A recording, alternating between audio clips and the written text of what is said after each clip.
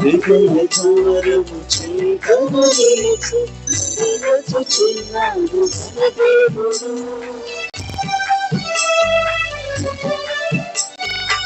హృదయ ద్వారము చేతను నిలిచి నిలచుచున్నాడు మన దేవుడు.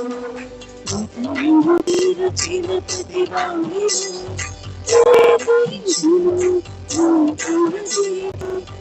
నిలిచిన ప్రతి వాణిని ప్రేమ శాంతి జీవిత సౌఖ్యముతో ప్రేమ శాంతి జీవిత సౌఖ్యముతో ప్రభు సన్నిధికి చేరుదుము. ప్రభు సన్నిధికి చేరుదుము.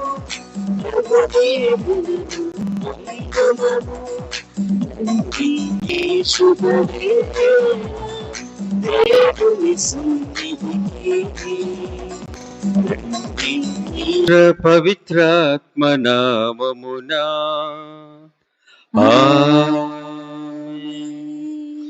మన ప్రభువైన యేసుక్రీస్తు కృప, సర్వేశ్వరుని ప్రేమ, పవిత్రాత్మ సహవాసము మీ అందరితో ఉండునుగాక.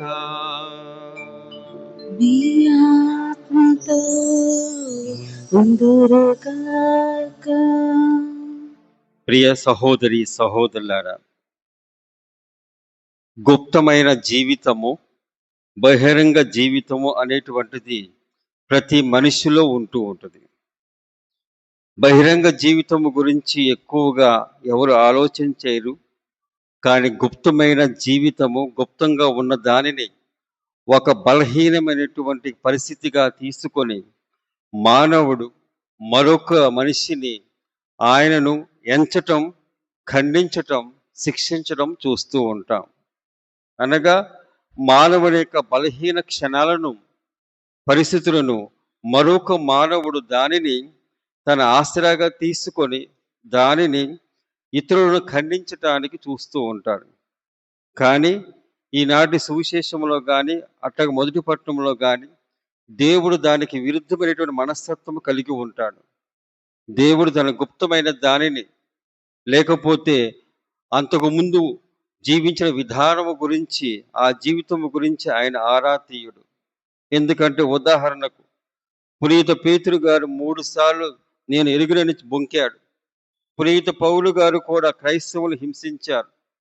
పునీత మత్తయ్య గారు కూడా సుంకరిగా ఆయన పాపాత్ముడు. అట్లాగే మరియ మగ్దలేనమ్మ పూర్వపు జీవితం బాగోలేదు. పునీత అగస్టీను వారు కూడా, ఆయన కూడా నైతిక విలువలను పోగొట్టుకొని జీవించిన వారు. ప్రభు గనక ఆ క్షణాల్లో పేతురు బొంకినప్పుడు కానీ, మత్తయి సుంకరిగా ఉన్నప్పుడు కానీ, అట్లాగే పౌలు క్రైస్తవులు హింసించినప్పుడు కానీ, ఇవన్నీ పరిస్థితులను ఆయన పరిగణలో తీసుకున్నట్లయితే వారిని ఎప్పుడో శిక్షించేవాడు. వారు పునీతులు అయ్యేవాళ్ళు కాదు. కానీ దేవుడు ఆ బలహీన క్షణాలు కానీ, ఆ బలహీనతను కానీ గణించడు, అట్లాగే ఎంచడు. ఆయన ప్రతి మానవునికి కావలసిన వ్యవధిని ఇస్తూ ఉంటాడు, మార్చుకోవటానికి, అట్లాగే మారు మనసు పొందటానికి, జీవిత విధానము కానీ, జీవిత మార్గాన్ని మరల్చుకోవటానికి కానీ అవకాశం ఇస్తూ ఉంటాడు. ఇది దేవునికి మనకు ఉన్నటువంటి కొద్దిపాటి వ్యత్యాసము. ఈ వ్యత్యాసము గురించి ఇంకా ఎక్కువగా తెలుసుకోవడానికి ప్రయత్నం చేద్దాం. దానికంటే ముందుగా మనము తోటి మనుషుల పట్ల ఉండేటువంటి హేయమైన భావం, ఇతరులు ఖండించేటువంటి భావం, ఇతరుల్లో ఉన్నటువంటి తప్పులు కానీ, బలహీనతలు కానీ ఎంచి లేకపోతే ఎత్తి పొడిచేటువంటి ఆ భావాలు కనుక ఉన్నట్లయితే ప్రభుని క్షమించమని వేడుకుందాము. ఇంక ఇతరములైన చిన్న చిన్న పొరపాట్లు చేసినట్లయితే ప్రభువా మమ్మల్ని క్షమించమని వేడుకుందాము.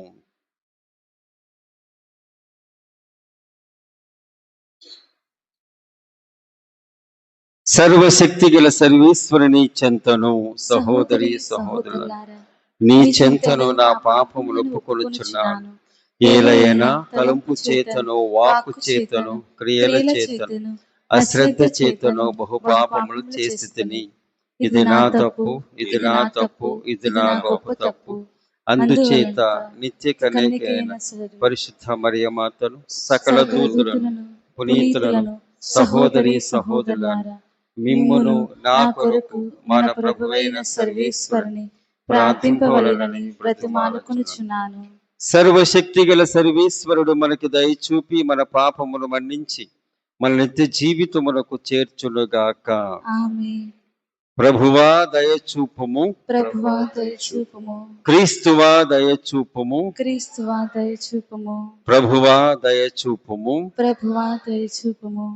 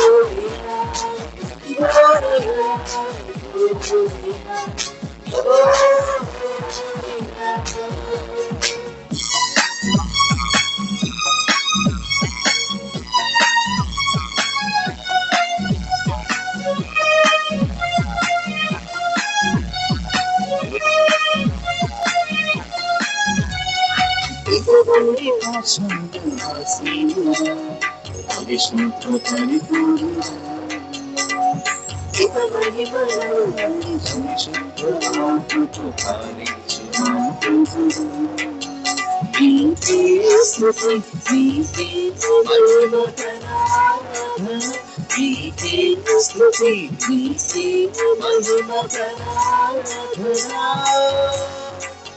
మా స్తుతులన్నీ ప్రభు నీకయ్యా గ్లోరియా గ్లోరియా గ్లోరియా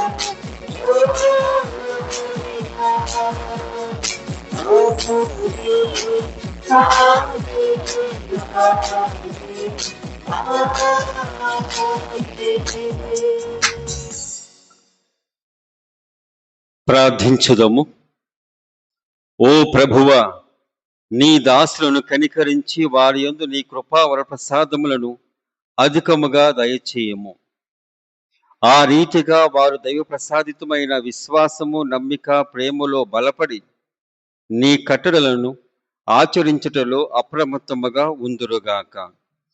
నీతోనూ పవిత్ర ఆత్మతోనూ కలిసి యుగ యుగములు జీవించు పాలించు మా ప్రభువైన క్రీస్తు ద్వారా ఈ మనవి చేయుచున్నాము. మొదటి పట్టణము. పాపం చేసిన వారికి పశ్చాత్తాపడుటకు అవకాశం నొసగదనని నమ్మకమును కూడా నీ ప్రజలకు కలిగింతుము. సొలొమోను జ్ఞాన గ్రంథము 12వ అధ్యాయము 13వ వచనం నుండి 16వ వచనం వరకు మరియు 19వ వచనం. మొదటి పట్టణము సొలొమోను జ్ఞాన గ్రంథము 12వ అధ్యాయము 13వ వచనం నుండి 16వ వచనం వరకు మరియు 19వ వచనం వరకు. సొలొమోను ప్రభుతో ఇట్లనుచున్నాడు, అన్ని ప్రాణులను కాపాడునది నీవే, నీవు తప్ప మరొక దైవం లేడు, కనుక నీ తీర్పు న్యాయమైనదే అని నీవెవరికి నిరూపింపనక్కర్లేదు. నీ నీతికి నీ బలమే కారణము. నీవందరికీ అధిపతివి కనుక అందరితో దయతో కాపాడుదువు. నీ శక్తిని సందేహించు వారికి నీ బలము చూపింతువు. నీ శక్తి తెలిసి నిన్ను ధిక్కరించు వారిని నీవు దండింతువు. నీవు మహాబలవంతుడు అయిన కరుణగల న్యాయాధిపతివి. నీవు కోరుకొనిన వెంటనే దండింపగల శక్తి గలవాడవు. అయినను నీవు మమ్ము ఓర్పుతో సహించి ఊరుకుందువు.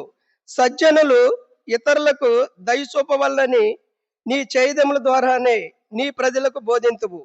పాపం చేసిన వారికి పశ్చాత్తాపడుటకు అవకాశం నొసగదవని నమ్మకమును కూడా నీవు ప్రజలకు కలిగింతువు. ఇది ప్రభువు వాక్కు. సర్వేశ్వరునికి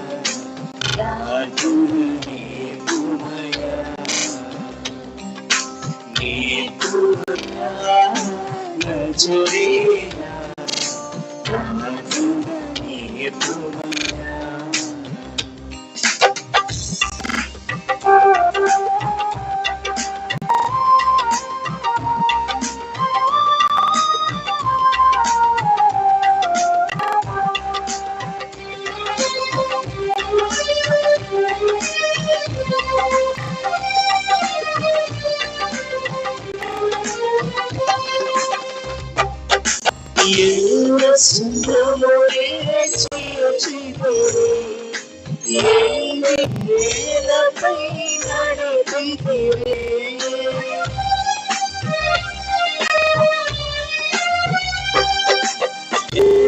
సుందరములే చేర్చితివే, నేలపై నడిపితివే, మధురమైన నీ రాగంలో, మధురమైన అభిరాగంలో, మరువగని నిత్యము చేరింపా, మరువగని నిత్యము చేరింపా, నీకుయా పూజరియా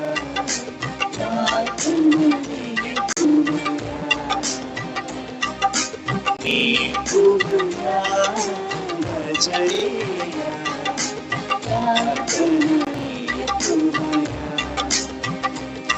నిసన్నిధి ఆరాధనే నడువగనే ప్రభువా, నిసన్నిధి ఆరాధనే నడువగనే ప్రభువా,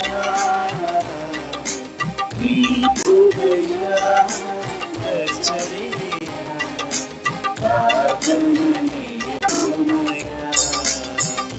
నాకు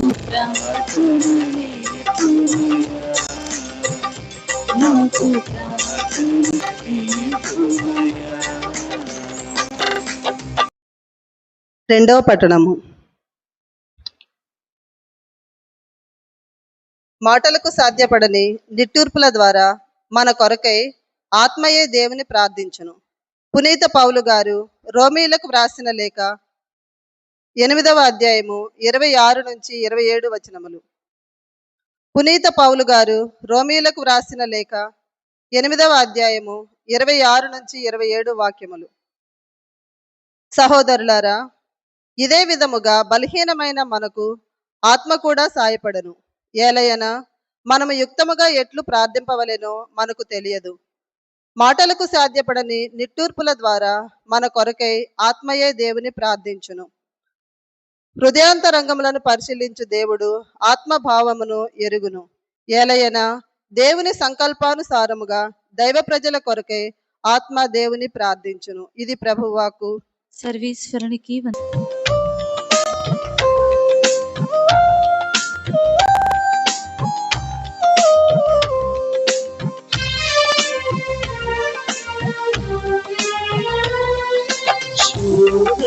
చేయించవలక్షణము దాపించమని పలికితివే,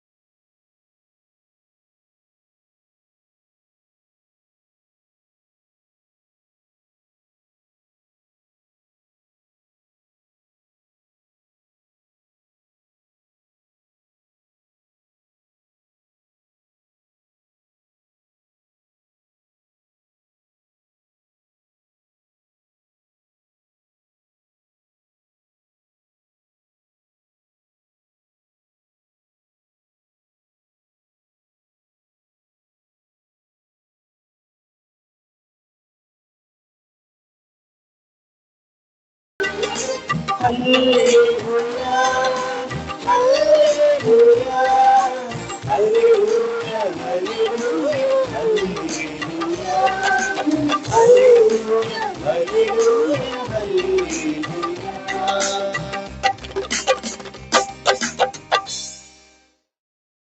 ప్రభు మీతో ఉండునుగాక. నీ ఆత్మతో ఉందురుగాక. పునీత మత్తయి రాసిన శుభవార్తలోని భాగము. ప్రభువా నీకు మహిమ కలుగునుగాక.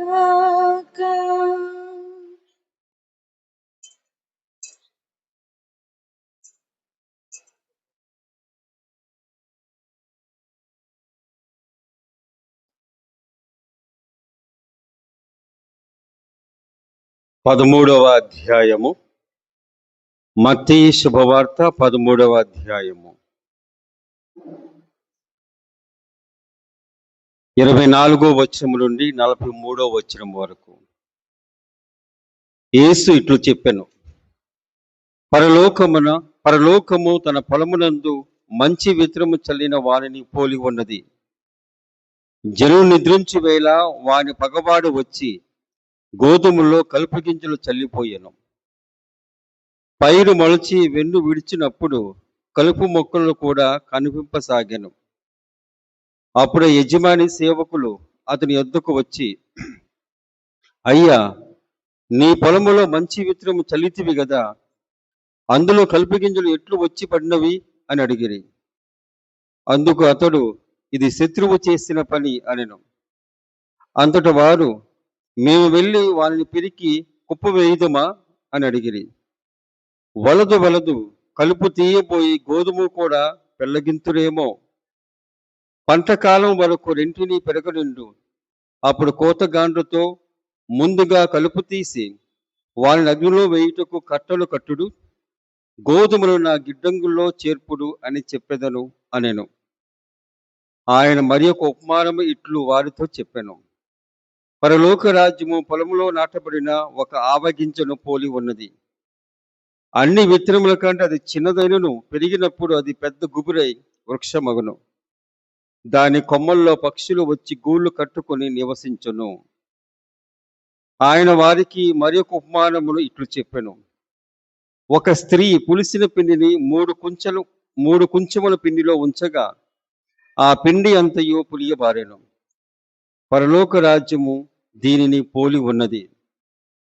యేసు జనసమూహములకు ఈ విషయములన్నీ ఉపమానములతో బోధించెను. ఉపమానము లేక వారికి ఏమీ బోధింపడాయను. ప్రవక్త పలికిన ఈ క్రింది వచనము నెరవేరినట్లు ఆయన ఈ రీతిగా బోధించెను. నేను ఉపమానములతో బోధించెదను. సృష్టి ఆరంభము నుండి గుప్తమై ఉన్న వానిని బయలుపరిచెదను. అప్పుడు యేసు ఆ జనసమూహమును వదిలి ఇంటికి వెళ్ళెను. శిష్యులు ఆయనను సమీపించి గోధుమలు కలుపగింజల ఉపమానమును వివరింపమని కోరిరి. అందుకు యేసు, మంచి విత్తనం విత్తువాడు మనుష్య కుమారుడు, పొలము ఈ ప్రపంచము. మంచి విత్తనం అనగా రాజ్యమునకు వారసులు, కలుపు గింజలు దుష్టుని సంతానము. వీనిని విత్తిన శత్రువు సైతాను. పంటకాలము అంత్యకాలము కోతగాండ్రు దేవదూతలు. కలుపు మొక్కలు ఎట్లు ప్రోగు చేయబడి అగ్నిలో వేయబడును, అట్లే అంత్యకాలమందు జరుగును. మనిషి కుమారుడు తన దూతలను పంపును. వారు ఆయన రాజ్యము నుండి పాప భూయిష్టములైన ఆటంకములు అన్నింటినీ దుష్టులను అందరూ ప్రోగు చేసి అగ్నిగుండములో పడద్రోయుదురు. అచట వారు ఏడ్చుచు పండ్లు కొరుకుకొందురు. అప్పుడు నీతిమంతులు తమ తండ్రి రాజ్యములో సూర్యుని వలె ప్రకాశింతురు. వీలున్నవాడు వినుగాక. ఇది ప్రభు సువిశేషము. క్రీస్తువా మీకు స్తుతి కలుగునుగాక.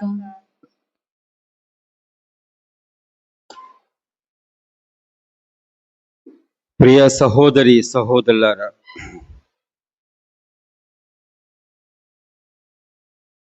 ఆధ్యాత్మిక జీవితములో లేకపోతే విశ్వాస జీవితములో మనకి చాలా అనుమానాలు వస్తూ ఉంటాయి దేవుడి మీద.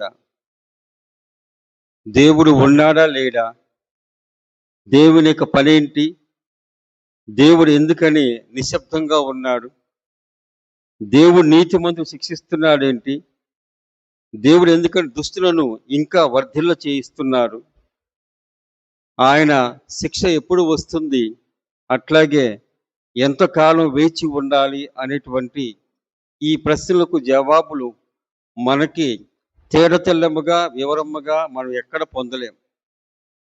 ఈనాటి పట్టణాలు కొద్దిపాటి పరిష్కారం ఇవ్వవచ్చేమో. ఎందుకంటే మనందరము దేవుని ఎలా ఎంచుతామంటే, ఏ విధంగా పరిగణిస్తామంటే మానవ సంబంధాలతో పరిగణిస్తూ ఉంటాం. మానవుడు ఏ విధముగా జీవిస్తాడు, ఏ స్వభావంతో జీవిస్తాడు, ఏ విధముగా ఇతరులతో సంబంధం పెట్టుకుంటాడు, ఏ విధముగా ఇతరులకి స్పందిస్తాడు, అట్లా ఇతరులు ఏ విధంగా స్పందిస్తారు, వీటిని బట్టి అంతెందుకు మనం కూడా మన కుటుంబ పరిస్థితులను బట్టి మనం కొద్దిపాటి పద్ధతిలో ఉంటూ ఉంటాం. ఆ తర్వాత ఉండేటువంటి విధానము వేరొక కుటుంబ సభ్యులతో పోల్చుకున్నప్పుడు వేరుగా ఉంటూ ఉంటుంది. పెరిగిన విధానం బట్టి, పెరిగిన పరిస్థితులను బట్టి మన ఆలోచనలు కూడా ఉంటూ ఉంటాయి. ప్రవక్తన కూడా అట్లాగే ఉంటూ ఉంటుంది. అనగా ఇద్దరు కవలు గనక చిన్నప్పుడు విడిపోయినట్లయితే, ఒకడేమో ధనవంతుడి కుటుంబంలో ఉంటాడు, మరొకడేమో పేదవారి కుటుంబంలో ఇదిగో దుర్దశలో ఉంటూ ఉంటారు. కవలైనప్పటికీ ఒకే అమ్మ కన్నప్పటికీ వేరువేరుగా ఉన్నారు కాబట్టి వారి ఆలోచన విధానం కూడా వేరుగా ఉంటూ ఉంటుంది. ఆ విధంగా ఉంటూ ఉంటుంది. అట్లాగే మనం అనుభవించే లేకపోతే మనకున్న అనుభవాల బట్టి కూడా ఉంటూ ఉంటాయి. ఇవన్నీ మనం పరిగణలో తీసుకున్నప్పుడు మానవుని లేకపోతే మానవుల పట్ల ఉన్నటువంటి ఒక అవగాహన వేరు. కానీ దేవుడు వీటికన్నిటికీ అతీతుడు. ఆయన శరీరము గల్లవాడు కాదు, ఆత్మ గల్లవాడు. ఆయన పరిశుద్ధత్వం ఎక్కువ ఉంటుంది, మనలో అపరిశుద్ధత్వం ఎక్కువగా ఉంటూ ఉంటుంది. అట్లాగే ఆయనలో ఎటువంటి బలహీనత లేదు, మనలో బలహీనత ఉంటుంది, బలం ఉంటుంది. అటువంటప్పుడు ఆయన్ని మనము ప్రశ్నించలేం, అట్లాగే ఆయన్ని మనం ఎంచలేం. ఆయన గురించి మనం ఎక్కువగా ప్రస్తావించినప్పుడు దాంట్లో లోపాలు కనపడతాయి, కానీ ఏదో మనకు తెలిసినటువంటి జ్ఞానాన్ని బట్టి జ్ఞానవంతులు అని చెప్పేసి మనం అనుకోలేం. కాబట్టి ఇటువంటి ఉపోద్ఘాతముతో ఈనాటి పట్టణాలకు వెళ్దాం. ఎలాగో ఈనాటి ఉపమానము గోధుమ గింజ కలుపు గింజలకు వివరణ తాత్పర్యం కూడా చెప్పబడింది. కాబట్టి అదేంటో మనం వివరంగా చెప్పనక్కర్లా, కానీ దాని యొక్క సూత్రానికి వెళదాం. ఇహలోకములో అనగా మన సామాజిక జీవితంలో న్యాయం వేరు, కనికరం వేరు. అనగా న్యాయస్థానము, కోర్టుకు వెళ్ళినప్పుడు న్యాయం ఉంటుంది, న్యాయంగా ఉంటూ ఉంటుంది. అక్కడ కనికరం చూపించడు, అక్కడ న్యాయాధిపతి కనికరము చూపించడు, న్యాయవాదులు కూడా కనికరము చూపించడు. అక్కడ కావాల్సింది న్యాయమే. న్యాయం అంటే ఆ న్యాయానికి కూడా ఒక పద్ధతి ఉంది, సరైనటువంటి సాక్ష్యాధారాలు ఉండాలి. అట్లాగే దానికి తగ్గట్టుగా ఆ పీనల్ కోడ్స్ తగ్గట్టుగా అన్ని సమీకరణ చేసుకోవాలి. ఆ తర్వాత అక్కడ న్యాయం. అక్కడ ఎవరైతే అటువంటి గొప్ప చెడ్డ పని చేశారో వారికి న్యాయము అనేటువంటిది ఉంటుంది, కానీ ఆ సమయంలో చెడ్డవారికి కావలసిన న్యాయం జరుగుతూ ఉంటుంది. అట్లాగే నిరపరాధికి అన్యాయం జరుగుతూ ఉంటుంది. అక్కడ కనికరం ఉండదు. కానీ ఈనాడు సువిశేషంలో కానీ రెండు మొదటి పట్టణంలో కానీ ప్రభువు న్యాయవంతుడు, అట్లాగే కనికరం గలవాడు. ఈ రెండు స్వభావాలు కానీ, ఈ రెండు విలువలు కానీ దేవుల్లో ఇమిడి ఉన్నది అని చెప్పగలం. ఆ విధంగా మనం చెప్తూ ఇదిగో న్యాయము, కనికరము దేవుని యొక్క అభిష్టము, అట్లాగే ఆయన యొక్క హక్కు, అదే విధముగా ఆయన యొక్క స్వభావము. న్యాయంగా ఉంటాడు, కనికరము కలిగి ఉంటాడు. న్యాయం ఎలాగంటే ఇదిగో ఎవరైనా సరే ఒక పాపకార్యము చేసిన తరువాత, ఒక తప్పుడు జీవితం జీవించిన తరువాత వారికి వ్యవధి ఇవ్వటం న్యాయం. ఆ వ్యవధి ఇచ్చిన తరువాత వారు మార్చుకోవటానికి గల అవకాశం ఇవ్వటం న్యాయం. ఆ తరువాత మార్చుకున్నటువంటి ఆయనను ఇదిగో లేకపోతే మార్చుకోలేకపోయినా ఆయన తన శిలువ మరణం ద్వారా, శిలువ వేదన ద్వారా ఆయన మార్చుకుంటాడు. అది కనికరం. మనం దీన్ని తీసుకోవచ్చు, దీన్ని ఈ విధంగా మనం అర్థం చేసుకోవచ్చు. న్యాయవంతుడే, ఆయన న్యాయంగానే పరిపాలిస్తూ ఉంటాడు, మంచిని ఖండిస్తూ ఉంటాడు, మంచిని వర్ధిల్ల చేస్తూ ఉంటాడు, అట్లాగే చెడును ఖండిస్తూ ఉంటాడు. అయితే మంచి మాత్రమే ఆయనకు సూత్రధారుడు, కానీ చెడ్డకు సూత్రధారి శత్రువు. అందుకనే ఈనాడు సువిశేషములో కూడా శత్రువు ఉన్నాడు. ఆ శత్రువు సైతాన్. ఆ శత్రువుగా ఉన్నటువంటి సైతాను చెడును వర్ధిల్ల చేస్తుంటది. కానీ దేవుడు ఎల్లప్పుడూ మంచినే సృజించాడు, అట్లాగే మంచినే వర్ధిల్ల చేస్తూ ఉంటాడు. అయితే ఈ సైతాను శత్రువుగా ఉన్నటువంటి సైతాను దేవునికి శత్రువే. అట్లాగే మనం ఎప్పుడైతే దేవుని ఎంచుకుంటామో మనకు కూడా శత్రువే. అలా కాకుండా దేవుని ఎంచుకోకుండా శత్రువుని ఎంచుకున్నప్పుడు అది మిత్రుడు అవుతూ ఉంటాడు. కానీ మనము దేవుని బిడ్డలం. యేసు ప్రభు అనగా క్రీస్తు భగవంతుని యొక్క ఆ రక్తధారం మూలంగా రక్షింపబడిన వాళ్ళం కాబట్టి ఆయన మనకు కూడా శత్రువే. ఆ శత్రువు నిర్మింపబడ్డాడు, అట్లాగే శత్రువు ఓడింపబడ్డాడు. కానీ ఈ శత్రువుకి కావలసిన ఆయుష్ కానీ ప్రాణము కానీ ఇచ్చేది చెడుగా మారేటువంటి ఈ మానవుడు. ప్రియ సహోదరి సహోదరులను అనగా ఈ సైతాను మానవుని ప్రేరేపించగలదు. ఆ విధంగా ప్రేరేపిస్తూ అదేం చేస్తుంది? చెడ్డ విత్తనములను, చెడు మనస్తత్వమును నాటుతూ ఉంటుంది. అయితే ఇది కలుపు గింజలు, అట్లాగే మంచి గింజలు అనగా పంట గింజలు, లేకపోతే గోధుమ గింజలు ఉపమానములు చూస్తూ ఉన్నాం. ఈ కలుపు గింజలు వేరు, గోధుమ గింజలు వేరు అని చెప్పేసి ఆ భావం కాదు. అనగా మనలో దేవుని మూలముగా మంచి, మన శత్రువు మూలముగా చెడు రెండు నివాసము ఏర్పాటు చేసుకున్నవి. అందుకని ఎప్పుడైతే ఆ సేవకులు వచ్చేసి అయ్యా కలుపు గింజలు కూడా ఉన్నాయి, ఎవరో నాటారు కాబట్టి అవి కూడా కనపడుతున్నాయి, కలుపు మొక్కలు తీసివేయమా అని చెప్పేసి అన్నప్పుడు పెరికి వేయక మాకండి. ఎందుకంటే అది ఒకే పొలంలో ఉన్నాయి, అనగా ఒకే శరీరంలో ఉంటాయి. మనందరికీ శరీరంలో మంచి ఉంటుంది, అట్లాగే చెడు ఉంటుంది. ఒకవేళ మనలో ఉన్న చెడు మూలముగా దేవుడు ఖండించినట్లయితే మంచి కూడా కోల్పోయేది. పూజ ప్రారంభంలో చెప్పినట్లుగా పునీత పేతురు గారు ఆయన బొంకాడు, 3 సార్లు బొంకాడు, నేను దేవుణ్ణి అనగా క్రీస్తుని ఎరుగునని. అప్పుడే కనుక దేవుడు ఖండించినట్లయితే పునీత పేతురు అయ్యేవాడు కాదు. అట్లాగే పునీత పౌలు గారు కూడా ఆయన క్రైస్తవులను హింసించాడు. నువ్వు హింసావాదివా అని చెప్పేసి దేవుడు శిక్షించినట్లయితే పునీత పౌలు గారుగా మారేవాడు కాదు. మరి మగ్దలేనమ్మ ఈ వారంలో ఆమె పండుగ జరుపుకుంటూ ఉన్నాం కాబట్టి ఆమె మరీ మగ్దలేనమ్మ. ఆమె యొక్క పూర్వ జీవితము వేరొక జీవితం, అట్లాగే అగస్టిన్ గారి జీవితము వేరొక జీవితం. కానీ ప్రభు ఆ సమయంలో ఖండించలేదు. ఒకవేళ ఆ సమయంలో ఖండించినట్లయితే ఆ తర్వాత వచ్చేటువంటి మంచిని కూడా దేవుడు ఖండించి ఉండేడు వాడు. ఇది మనం గమనించగలం. అందుకని ఇక్కడ కూడా కలుపు మొక్కలు తీసివేయమాకండి. ఎందుకంటే కలుపు మొక్కలతో పాటు మంచిది కూడా నీవు పెరికి పారేస్తారు. అందుకని చెప్పేసి నేను వేచి ఉంటాను, చివరి వరకు వేచి ఉంటాను. మన జీవిత కాలం అంతయు ఇదిగో పొలములో ఉన్నటువంటి ఆయుష్. ప్రియ సహోదరి సహోదరులారా, ఈ ఆయుష్ కాలములో మనము కలుపు మొక్కలను తీసివేసుకుంటూ అసలైనటువంటి ఆరోగ్యకరమైనటువంటి ఆ మొక్కలు మనం పెంపొందించుకోవటం మన బాధ్యత. ఇది దేవుడు మనకిచ్చినటువంటి స్వేచ్ఛ. ఇటువంటి సమయంలో ఈ సైతాన్ అనేటువంటిది ఎప్పటికప్పుడు నాటుతూ ఉంటుంది. మనలో ఉన్నటువంటి చెడు సైతాన్ నాటినటువంటి ఈ చెడు విత్తనాలు లేకపోతే చెడు మొక్కలు మనందరికీ తెలుసు. ఎందుకని ఏ చెడ్డ పని చేసినా ముందుగా మనకు మనస్సాక్షి గద్దిస్తూ ఉండదు, ఇట్లా కాదు అయితేలే పర్వాలేదులే అని చెప్పేసి అంటూ ఉంటుంది మరొక సైతాన్, అనగా మన శరీరం. ఆ విధంగా ఏం చేస్తూ ఉంటాం, మనము పాపంలో పడిపోతాం, అట్లా చిన్న చిన్న పొరపాట్లు చేస్తూ ఉంటాం. ఇదంతా మన జీవితంలో ఉండేటువంటి చిన్నప్పటి నుంచి విన్నాం. మరి ఇటువంటి పరిస్థితిలో ఉన్నటువంటి మనము ఈ విధంగా దేవుడు మన పట్ల ఉంటూ ఉన్నప్పుడు ఆయన చూపించేటువంటి కనికరము మనందరము అటువంటి కనికరము నేర్చుకోవాలి అని చెప్పేసి ఈనాడు మొదటి పట్టణంలో మనం విన్నాం కూడా. దాన్ని చూద్దాం. సొలొమోను జ్ఞానగ్రంథం 12వ అధ్యాయము. సొలొమోను జ్ఞానగ్రంథం 12వ అధ్యాయం 13వ వచనము.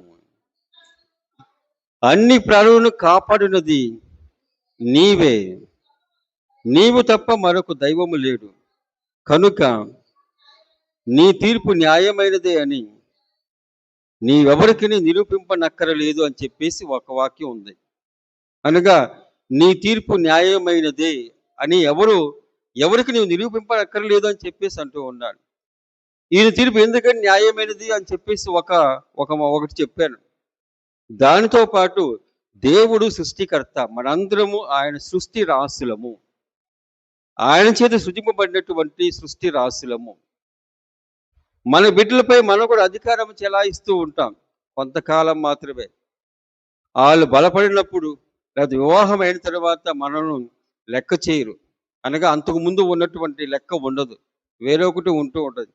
తల్లిదండ్రులు కూడా వాళ్ళు కూడా కొంచెం తగ్గి ఉంటారు, ఎందుకంటే వాళ్ళు కూడా స్వతంత్రులు అయ్యారు కాబట్టి చిన్నప్పుడు అనగా పెరుగుతూ ఉన్నప్పుడు వాళ్ళపై పెత్తనం, ఎందుకని వాడు నాకు పుట్టాడు కాబట్టి, వాడు నా బిడ్డలు కాబట్టి అని చెప్పేసి పెత్తనం చెలాయిస్తూ ఉంటారు. అనగా ఆ బిడ్డకు జన్మనిచ్చావు కాబట్టి కొద్దిపాటు హక్కు. మరి అటువంటిప్పుడు దేవుడు మనపై ఆధిపత్యము చెలాయించాలన్నా, ఆయన తీర్పు న్యాయంగా ఉండాలన్నా, ఇదిగో ఆయన ఎవరిని అడగక్కర్లేదు, ఎందుకంటే ఆయన చేత సృజింపబడినటువంటి మనము సృష్టి రాశులము, ఆయన సృష్టి మనము. కాబట్టి ఆయన మనపై అధికారం ఉంటుంది. ప్రియ సహోదరి సహోదరుల, అధికారం ఉంటుంది. అందుకనే మన పట్ల ఏమి చేసినా సరే అడిగేటువంటి అవకాశం మనకు లేదు, ఎందుకంటే ఆయన మనం సృజించాడు కాబట్టి. మనకి ఒకవేళ కనుక ప్రతిరోజు ఒక చాప్టర్ అయితే మనకి ఈ రోజు మాత్రమే తెలుస్తుంది, ఒక చాప్టర్ మాత్రమే. ఒకవేళ ఈ చాప్టర్లో మనకు బాగలేదు, ఈ అధ్యాయంలో మాకు బాగలేదని చెప్పేసి నీవు దేవుణ్ణి ఒకసారి ఆయన ఎత్తి చూపినట్లయితే, లేకపోతే ఆయన తప్పును ఎత్తి చూపినట్లయితే న్యాయమైంది కాదు. ఎందుకంటే నీకు అనేక అధ్యాయాలు ఉన్నాయి, నీ జీవితం అనేక అధ్యాయాలు ఉన్నాయి. ఈ అధ్యాయాలు మొత్తం ఆయన క్షుణ్ణంగా తెలుసుకున్నవాడు. ఈ అధ్యాయములో అనగా ఒక అధ్యాయములో ఏదో నీకు పొరపాటుగా ఏదో జరిగినా, లేకపోతే ఒక విచిత్రమైనటువంటి కార్యము కానీ, లేకపోతే దారుణమైనటువంటి ఒక సంఘటనగా జరిగినప్పుడు నువ్వు బాధపడక్కర్లా, ఎందుకంటే అన్ని అధ్యాయాలు తెలుసుకున్నటువంటి దేవుడు ఏ అధ్యాయము ఏమి కావాలో ఆ దేవుడు ఇస్తూ ఉంటాడు. అందుకని చెప్పేసి ఈయన ఇదిగో నీ తీర్పు న్యాయమైనది అని నీ ఎవరికి నిరూపింపనక్కర్లేదు అని చెప్పేసి అంటూ ఉన్నాడు. అందుకని అట్లాగా నీ నీతికి నీ బలమే కారణము, నీవందరికి అధిపతివి కనుక అందరినీ దయతో కాపాడుదు. మానవుని యొక్క విలువ ఎట్లాగంటే తన యొక్క ఆధిపత్యాన్ని ఇదిగో ఇతరులు నియంత్రించడానికి చూస్తూ ఉంటాడు. ఇదిగో అందరూ నా ఆధీనంలో ఉండాలి. ఒకవేళ నేను కనుక విచారణ గురువుగా మీరందరూ నా ఆధీనంలో ఉండాలని చెప్పేసి అన్నాం అనుకోండి, అది ఏం చేస్తా, నా యొక్క ఈ శక్తిని లేకపోతే ఈ అంతస్తును ఆ విధముగా ఇతరులపై పెత్తనము చెలాయించడానికి గాను, నియంత్రించడానికి గాను ఉపయోగించుకున్నట్లు అవుతూ ఉంటుంది. కానీ దేవుని యొక్క వరస ఎట్లా ఉంటుందంటే, ఆయన యొక్క శక్తి కానీ ఆయన యొక్క అధికారము కానీ దేనికోసం ఉపయోగిస్తూ ఉంటాడు, ఇతరులను రక్షించటానికి మాత్రమే. మనం ఆధిపత్యం చూపిస్తానని చూస్తూ ఉంటాం, కానీ దేవుడు రక్షించడానికి చూస్తూ ఉంటాడు. ఎవరైనా సరే అధిపతి కానీ లేకపోతే పాలించేవాడు ఏం చేస్తూ ఉంటాడు, ఇతరులు తమ పట్ల విధేయత భావం చూపించమని చూస్తూ ఉంటాడు ఆ విధంగా. కానీ క్రీస్తు భగవంతుడు ఏం చూస్తూ ఉంటారు, ఆయన పరిపాలించేది మనలో మనస్తాపం కోసమే, పరివర్తన కోసమే ఆయన ఆ విధంగా చేస్తూ ఉంటాడు. ఇది ప్రభుని యొక్క దేవునికి విధానం. ఆయన విధానం అంటే కనికరము చూపేటువంటి వాడు. ఏ విధంగా ఉంటే ఆ కనికరం ఏ విధంగా ఉంటూ ఉంటుంది, రక్షించటానికి మాత్రమే, మనలో కావలసిన పరివర్తన తీసుకురావటానికి మాత్రమే. అది మనం చూస్తూ ఉన్నాం 19వ వచనములో. సజ్జనులు ఇతరులకు దయచూపవలెనని నీ చేయుదముల ద్వారానే నీ ప్రజలకు బోధింతు. పాపము చేసిన వారికి పశ్చాత్తాపడుటకు అవకాశం వసగదువు అనేటువంటి నమ్మకము కూడా నీ ప్రజలకు కలిగింతువు అని చెప్పేసి అంటాం. మనందరము నాతో సహా అందరము పాపాత్ములము, కానీ దేవుడు అవకాశం ఇస్తూ ఉంటాడు. అనగా పాపము చేయటానికి కాదు, పెంపొందించుకోవటానికి కాదు, కానీ పాపము నుంచి బయటపడతాను. ఎంతకాలం అంటే ఇదిగో ఆయన ఇష్టం. అది మన ఆయుష్కాలం అంతా ఇస్తాడేమో, చివరి దాకా ఇస్తాడేమో, లేకపోతే ఆయన సృష్టికర్త కాబట్టి ఆయన ఇష్టం అది. మనం దాన్ని ప్రశ్నించడానికి లేదు ప్రియ సహోదరి సహోదరులారా. ఎప్పుడైనా అమ్మ గనక పిల్లవాడిని టపటపా కొట్టేస్తుంది అనుకో, రక్తం వచ్చేదాకా పక్కింటి వారు వచ్చేసి, అమ్మ ఎందుకమ్మ కొడతావంటే, నా పిల్లోడు నా ఇష్టం అంటారు. వెళ్ళిపోయి మెదలుకొని వెళ్ళిపోతూ ఉంటారు. అంతెందుకు, భార్యాభర్త గొడవలాడుకుంటూ ఉంటే, భర్త కనుక కొడుతూ ఉంటే, ఆ సమయంలో అమ్మ వచ్చేసి, అనగా కూతురు యొక్క అమ్మ వచ్చేసి, అయ్యో ఎందుకు కొడతామంటే, నా పిల్లం నా ఇష్టం అంటూ ఉంటారు. ఆ కొద్దిపాటి పెళ్లి మూలముగా, ఆ కొద్దిపాటి ప్రసవం లేకపోతే ఆ కాన్పు మూలముగా అంతా అధికారం ఉన్నప్పుడు, అటువంటిప్పుడు మంచినే చేసేటువంటి వాడు, రక్షించడం అనేటువంటిది అది మాత్రమే ఆయన ఎంచుకునేటువంటి విధానము. అట్లాగే న్యాయవంతుడు, అట్లాగే ఆయన కనికరము గలవాడు కాబట్టి ఆయన ఎప్పుడైనా ఏదైనా చేసినప్పుడు మనము ఏ విధముగా వంకలు పెట్టగలము అని చెప్పేసి మనం ఆలోచన చేసుకోవచ్చు ప్రియ సహోదరి సహోదరుల. ఆయన అంటున్నాడు, సజ్జనులు ఇతరులకు దయచూపులనని నీవి చేయుదముల ద్వారా నీ ప్రజలకు బోధింతువు. ఇదిగో పాపము చేసినటువంటి వాడికి పశ్చాత్తాపడుతున్న అవకాశం ఇస్తున్నావు. ఈ విధముగా పాపము చేసేవాడికి మాత్రమే కాకుండా సజ్జనుడిగా ఉన్నటువంటి వాడు, ఆయన పట్ల మంచి భావం కలిగి మంచి మార్గంలో ఉన్నటువంటి వారు నేర్చుకోవాలి. ఇదిగో నేను కూడా నా దేవుని వల్లే దయ చూపాలని చెప్పేసి ఆ భావం కలిగి ఉండాలని చెప్పేసి ప్రభు ఇటువంటి అవకాశం ఇస్తూ ఉంటాడు ప్రియ సహోదరి సహోదరులు. ఈ విధంగా ఆలోచన చేసినప్పుడు ప్రియ సహోదరి సహోదరులారా, మనందరము ఈ యొక్క అనగా ఈ సుశేష పట్టణం అట్లాగే మొదటి పట్టణం అనుసరణ ద్వారా మనకేం తెలుస్తూ ఉంటుందంటే, దేవుడు అపారమైనటువంటి దయగలవాడు, కానీ ఆయన దయలో కనికరంలో న్యాయం ఉంటూ ఉంటుంది. న్యాయం ఉంటూ ఉంటుంది. న్యాయం అనగానే మనము ఈ కోర్టులో కూడా వాయిదాలు వేస్తూ ఉంటారు. పని పాట లేక కాదు ప్రియ సహోదరి సహోదరుల.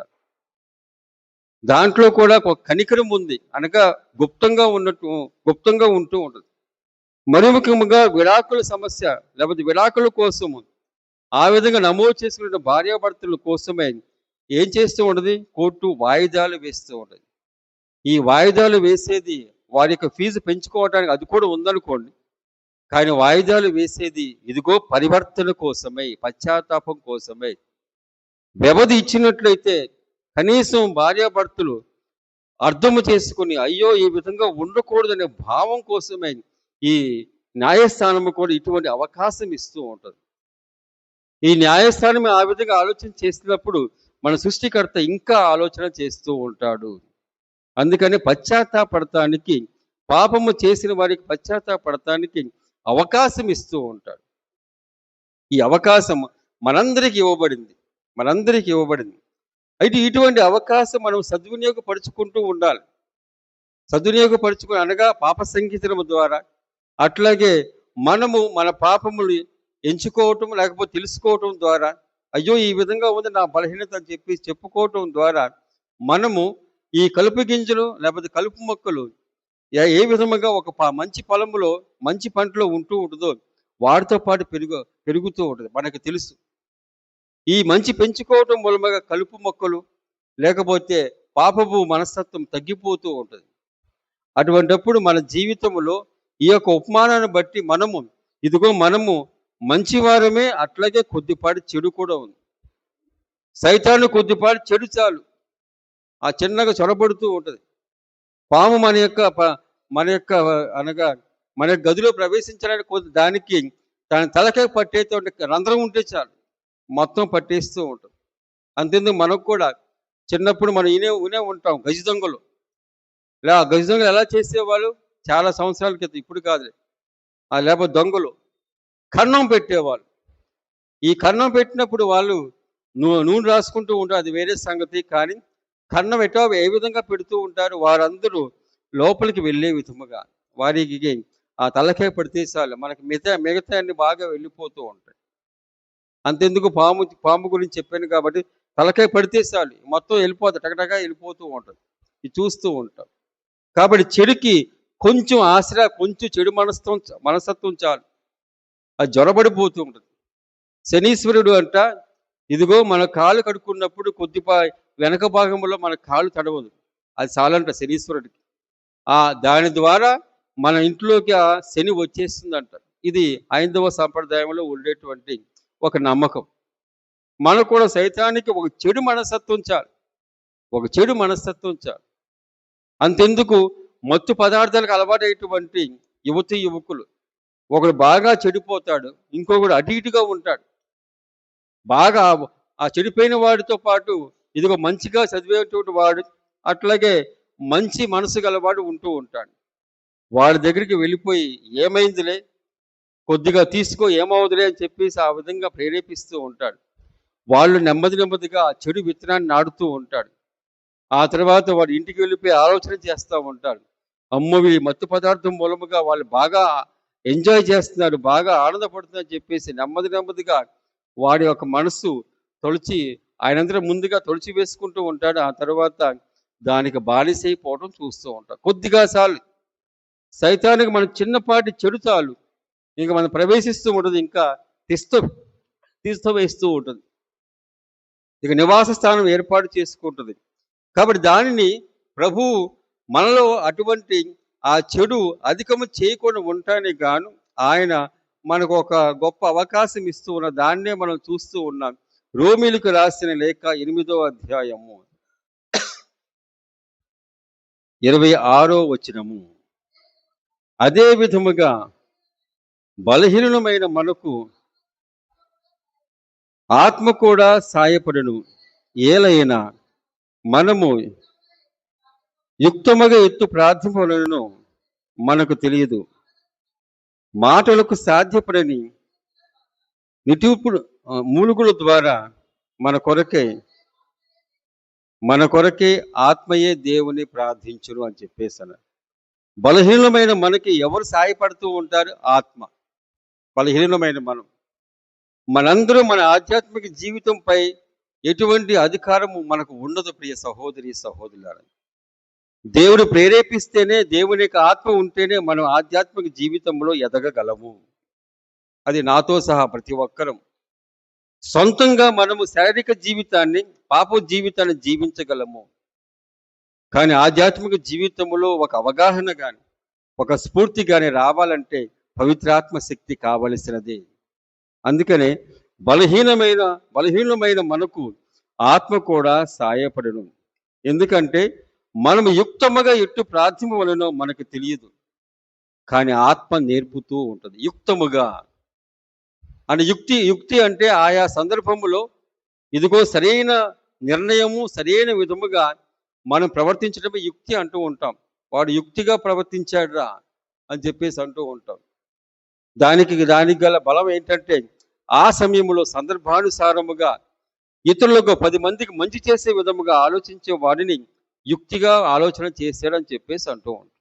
ఇక్కడ కూడా ఇదిగో మనము యుక్తముగా ఇట్లు ప్రార్థింపవలేనో మనకు తెలియదు. మనం ప్రార్థించేస్తూ ఉంటాం, బలహీనతతో ప్రార్థించేస్తూ ఉంటాం, సొంతగా ప్రార్థించేస్తూ ఉంటాం, మాటలు వల్లిస్తూ ఉంటాం, నాకు విశ్వాసం ఉందని చెప్పేసి అంటూ ఉంటాం. అది మనం పప్పులో కాలు వేసినట్లే అవుతూ ఉంటుంది. కానీ యుక్తముగా ఎక్కడ ఏ విధముగా మనం ప్రార్థించాలో, ఎక్కడ ఏ విధముగా మనం ఎదిరించాలో, ఎక్కడ ఏ విధంగా మనల్ని ఖండించుకోవాలో, ఎక్కడ ఏ విధంగా మనల్ని ప్రోత్సహించుకోవాలో, ఇవన్నీ మనకు నేర్పేది ఇదిగో పవిత్రాత్మ శక్తియే. మనందరం ప్రార్థిస్తూ ఉంటాం, వ్యక్తిగతంగా ప్రార్థిస్తూ ఉంటాం. ఆ సమయంలో ఆత్మ తోడు లేకపోతే మన ప్రార్థన వ్యర్థము ప్రియ సహోదరి సహోదరులారా. కాబట్టి ఈ ఆత్మ ఏం చేస్తూ ఉంటుంది? మనతో పాటు ఉండి ప్రార్థిస్తూ ఉంటుంది. మనందరూ ఏం చేయాలి అప్పుడు? ఇదిగో మనలో ఈ ఆత్మ ఉండి మనం ప్రార్థించే విధముగా ఆత్మకు సాయపడాలి. అదే మనం చేస్తూ ఉన్నాం. ప్రార్థన అనేటువంటిది ఏమి అట్లా జరిగిపోదు ప్రియ సహోదరి సహోదరులారా. ఈ ప్రార్థన అనేటువంటిది చిన్నప్పుడు మనం నేర్చుకున్నాం, దేవునితో సంభాషణ. మనము ఎవరితో అయినా పెద్దవాడితో సంభాషణ చేయాలనుకుంటే మనము భయపడుతూ ఉంటాం. ఆ పెద్దవాడు వచ్చేసి పర్వాలేదు నాతో మాట్లాడని చెప్పిన అంతర్వాత మన సంభాషణ మొదలెడుతూ ఉంటాం. ఉజ్జీలు ఉంటారు, సమ ఉజ్జీలు, స్నేహితులు లేకపోతే క్లాస్మేట్స్, వాళ్ళు కూడా సంభాషణ చేసుకుంటారు. అక్కడ ఇటువంటి అభ్యంతరం లేదు, ఎందుకంటే సమ ఉజ్జీలు కాబట్టి. కానీ మనకంటే అధికముగా ఉన్నటువంటి వారు పెద్దవాళ్ళు కానీ ఎవరైనా సరే, ఆ పెద్దవాడు చొరవ తీసుకుని మనల్ని పిలిచినప్పుడే మనం సంభాషణ చేయగలము. మనకు దేవునికి జరిగేటువంటి సంభాషణే ఈ ప్రార్థన. అనగా ఈ ప్రార్థన చేస్తూ ఉన్నప్పుడు మనము మనకంటే ఉన్నతంగా ఉన్నటువంటి ఒక వ్యక్తితో లేకపోతే ఒక శక్తితో మనం మాట్లాడుతున్నాం. అనగా దానికి తగినటువంటి అర్హత ఉండాలి.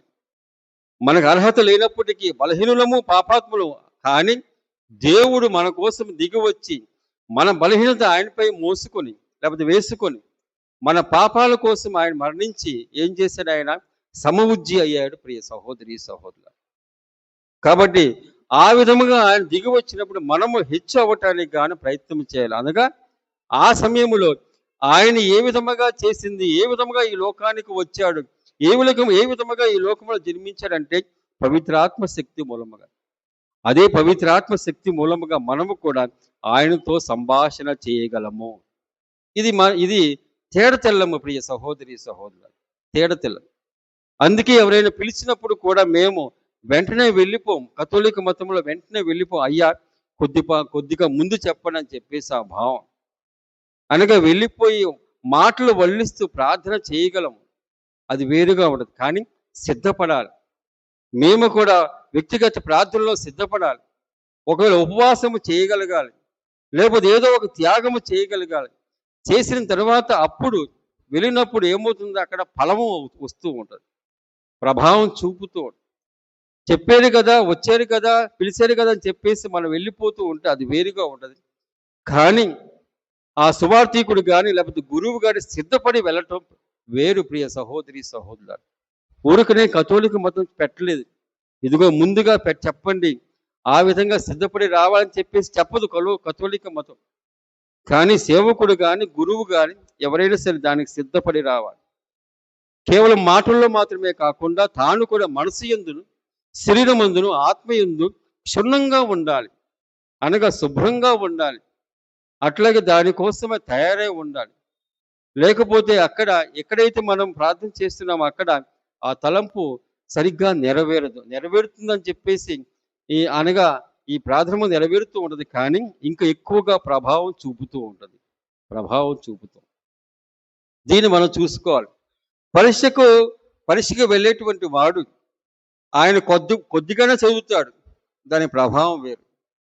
అట్లాగే పరీక్షకు బాగా తయారవుతూ ఉంటాడు, కాబట్టి మార్కులు కూడా ఎక్కువ వస్తూ ఉంటాయి. కాబట్టి దాన్నే మనము ఎప్పుడైతే మనం సిద్ధపడి ఉంటామో, కేవలం గురువు మాత్రమే కాదు, అలా గృహస్థులు అనగా ఎవరింటికైతే వెళుతూ ఉన్నామో ఆ కుటుంబీకుడు కూడా అక్కడ సిద్ధముగా ఉన్నట్టయితే అక్కడ దేవుని యొక్క స్ఫూర్తి లేకపోతే దేవుని యొక్క ఆత్మశక్తి దండిగా ఉంటుంది. ప్రియ సహోదరి సహోదరులు, ఇక్కడ మనం ప్రార్థన చేయటానికే ఆత్మ యొక్క స్ఫూర్తి కావాలి.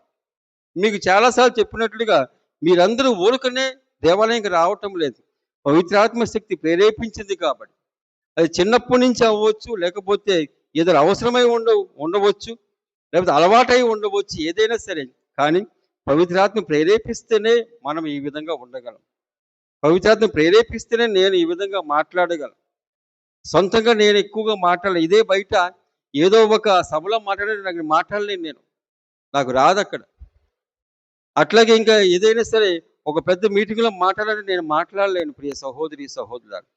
ఇక్కడ మాత్రమే, మరి ముఖ్యంగా పూజా బడిలో మాత్రమే నేను మాట్లాడగలను. ఇది నా బలహీనతో లేకపోతే దేవుడు ఇచ్చేటువంటి గొప్ప వరమో నాకు తెలియదు. కానీ ఈ విధముగా యుక్తంగా కానీ లేకపోతే ఈ విధముగా ఇక దేవుని యొక్క శక్తితో మాట్లాడుతాం, కానీ బయట నాకు ఒరగదు లేకపోతే ఉండదు. కానీ ఇక్కడ మాత్రం ఆయన శక్తి మూలముగా, ఆయన ఆత్మశక్తి మూలముగా జరుగుతూ ఉంటుంది. మరి బయట ఎలా మాట్లాడుతున్నానని చెప్పేసి అన్నప్పుడు అదిగో లోకయుక్తంగా మాట్లాడవచ్చు, కానీ ఇంత వివరంగా నేను మాట్లాడలేను. ఏదైనా సరే అవునా కాదా, ఇది లేదు లేకపోతే ఇది ఉంది అని చెప్పేసి ఆ భావంతోనే మాట్లాడతాను, కానీ ఎప్పటికప్పుడు ఇంత వివరంగా నేను మాట్లాడలేను. అది ఒక్కొక్కరికి ఒక విధంగా ఉంటుంది ప్రియ సహోదరి సహోదరుల. కాబట్టి ఈ ప్రార్థన అనేటువంటిది అట్లాగే ఈ ప్రార్థన యుక్తంగా చేసేటువంటి విధానం అది ఆత్మ మాత్రమే తెలుపుతూ ఉంటుంది. ఇది గమనించుకోవాలి. మనం సొంతంగా చేసుకోలేం. మన సొంతంగా ఆ విధంగా ప్రేరణ కలుగుదు. ఆత్మ ప్రేరేపిస్తూ ఏ పని చేసినా, అనగా ఆధ్యాత్మిక పని, దేవాలయ పని ఏది చేసినా సరే, ఇదిగో ఒక స్ఫూర్తి ద్వారా దేవుడు ఆ విధముగా ప్రేరేపణ చేయటం ద్వారానే జరుగుతూ ఉంటుంది ప్రియ సహోదరి సహోదరులారా. కాబట్టి ఈ విధమైన పోరాటం, అనగా కలుపు గింజలు గోధుమ గింజల యొక్క పోరాటం ఉంది చూడండి. అనగా ఒకే పొలంలో రెండు రకాలటువంటి, ఒకటి హానికరమైన, ఒకటి ఆరోగ్యకరమైన గింజలు ఉన్నట్లుగా, అది మొక్కలు ఉన్నట్లుగా మనము కూడా మన యొక్క జీవితంలో, శరీరంలో పోరాటం చేస్తూ ఉంటాం. మనలో ఉన్న మంచి చెడు ఎప్పటికప్పుడు సంఘర్షణకు లోనవుతూ ఉంటుంది. ఈ సంఘర్షణ మూలంగా మనం చాలా చాలా కోల్పోతూ ఉంటాం. ఇదే సంఘర్షణ మీద మనం ధ్యాస పెట్టినట్లయితే భవిష్యత్తును కోల్పోతూ ఉంటాం. అట్లాగే వర్తమానాన్ని కూడా కోల్పోతూ ఉంటాం. ఇంకా భూతకాలం అయిపోయింది కాబట్టి మనకు అనవసరం. మనం ఎక్కువగా దీన్ని వెచ్చిస్తూ ఉంటాం. బలం పోతూ ఉంటుంది, శక్తి పోతూ ఉంటుంది, అట్లాగే సమయం వృధా అవుతూ ఉంటుంది. అట్లాగే కుటుంబ జీవితం జీవిస్తున్నట్లయితే సహవాసం కోల్పోతూ ఉంటాం. అందుకని ఈ పోరాటములో మనం సొంతంగా మనమే కాము, కానీ ఈ శత్రువును ఓడించడానికి గాను మనకి గొప్ప శక్తివంతుడు ఉన్నాడు, అదే క్రీస్తు భగవంతుడు. ఆ క్రీస్తు భగవంతుడు శత్రువుపై పోరాటము చేయటానికి గాను గెత్సెమనే తోటలో ఆయన ఆవేదన పడ్డాడు. అయ్యా, దీన్ని తొలగించు, ఈ పాత్రను తొలగించు అని చెప్పేసి అన్నాడు. అటువంటి సమయంలో ఆయనకు తండ్రి తన దూతను పంపించి కావాల్సిన ఆత్మశక్తిని దయచేశాడు. ఈ ఆత్మశక్తి ఆయన బలవంతులను చేసింది. ఆత్మశక్తి మూలముగా ఈ సైతాన్ని ఓడించగలిగాడు తన యొక్క మరణము ద్వారా. మరి అదే ఆత్మ మనను ప్రేరేపించి, ఆ తర్వాత మనలను బలపరిచి, ఇదిగో ఈ సైతాన్ని ఓడించేటువంటి గొప్ప అవకాశం ఇస్తూ ఉంటుంది. కాబట్టి ఈ ఆత్మ మనకు కావాలి ప్రియ సహోదరి సహోదరులారా. కాబట్టి మీరు ప్రార్థించినప్పుడు కానీ, అట్లాగే వ్యక్తిగతంగా దేవునితో మాట్లాడుతూ ఉన్నప్పుడు కానీ, అనగా సంభాషణ చేస్తూ ఉన్నప్పుడు కానీ ఇది మాత్రం గుర్తుపెట్టుకోండి. అందుకని ముందుగా పవిత్రాత్మ శక్తి నాకు కావాలని చెప్పేసి అనాలి. ఆ ఆత్మశక్తి మూలంగానే మనం ప్రార్థించగలం, యుక్తంగా ప్రార్థించగలం. దేవునిపై అవగాహన వస్తూ ఉంటుంది. అట్లాగే నీ జీవితంపై అవగాహన, ఆ తర్వాత ఏది మంచి చెడు విచక్షణ జ్ఞానం, ఆ తర్వాత నీ కుటుంబంలో సరిగ్గా ఉండే విధానం, నీ కుటుంబ సభ్యులను సరిగ్గా నడిపించే విధానం, ఇవన్నీ కలుగుతూ ఉంటుంది. ఇవన్నీ మన జీవితంలో చేస్తూ ఉంటాం. కానీ ఈ వివరణ అనేటువంటిది మనకు మాత్రమే కాకుండా ఇతరులకు కూడా మనం నేర్పించడానికి గాను నేను ఈ విధంగా చెబుతూ ఉన్నాను. మనం కేవలం విశ్వాసం అక్కడే ఉంచుకోకూడదు, దాన్ని మనము పంచాలి. అట్లాగే అందరికీ అర్థమయ్యే విధంగా చెప్పగలగాలి. కాబట్టి మనము చేస్తున్నది దానికి వివరణ ఇవ్వగలగాలి. ఆ వివరణ ఇచ్చినప్పుడు తప్పనిసరిగా ఎవరో ఒకరు మన వివరణ వినినప్పుడు తప్పనిసరిగా వారు కూడా నేర్చుకుంటారు. ఎందుకంటే దేవుడు ఈ విధముగా పశ్చాత్తాపడతానికి అవకాశం ఇచ్చింది దేనికి? మంచివారు నేర్చుకుని అదే విధముగా చెడ్డవారి పట్ల ఉంటారని. అటువంటప్పుడు మన విశ్వాసము ద్వారా ఎన్నో పనులు చేస్తూ ఉంటాం, ఎన్నో మేలు పొందుతూ ఉంటాం. ఆ మేలు గాని ఏ విధంగా పొందుతూ ఉన్నామో అటువంటి పద్ధతి వరుసను మనం ఇతరులకు వివరంగా చెప్పినప్పుడు వారు కూడా జీవితాన్ని బాగు చేసుకుంటారు కదా. ఇటువంటి బాధ్యత కూడా మనకు ఉంది ప్రియ సహోదరి సహోదరులారా. కాబట్టి మనను ఒకసారి పరిశీలన చేసుకున్నప్పుడు మనం ఎప్పటికప్పుడు ఇతరుల తప్పులు ఎంచడానికే చూస్తూ ఉంటాం, ఇతరులను దోషాలు ఎంచడానికే చూస్తూ ఉంటాం, ఇతరులు ఖండించడానికి. కానీ మనం చూసుకున్నప్పుడు కూడా అవే ఉంటాయి, మన దగ్గర అవే ఉంటాయి, కానీ మనం చూసుకోము. కాబట్టి ప్రభు ఇతరుల కంటే మనం చూసుకుందాం. ఆ తర్వాత ఇతరుల యొక్క గుణగణాలు కానీ మంచి కానీ తేడతెల్లముగా కనపడుతూ ఉంటాయి. కాబట్టి ఇటువంటి జ్ఞానము దయచేయమని, విచక్షణ దయచేయమని కోరుకుంటూ దివ్య సప్రసాదములు వేంచేసే క్రీస్తు భగవంతుని మనస్సారా వేడుకుందాము.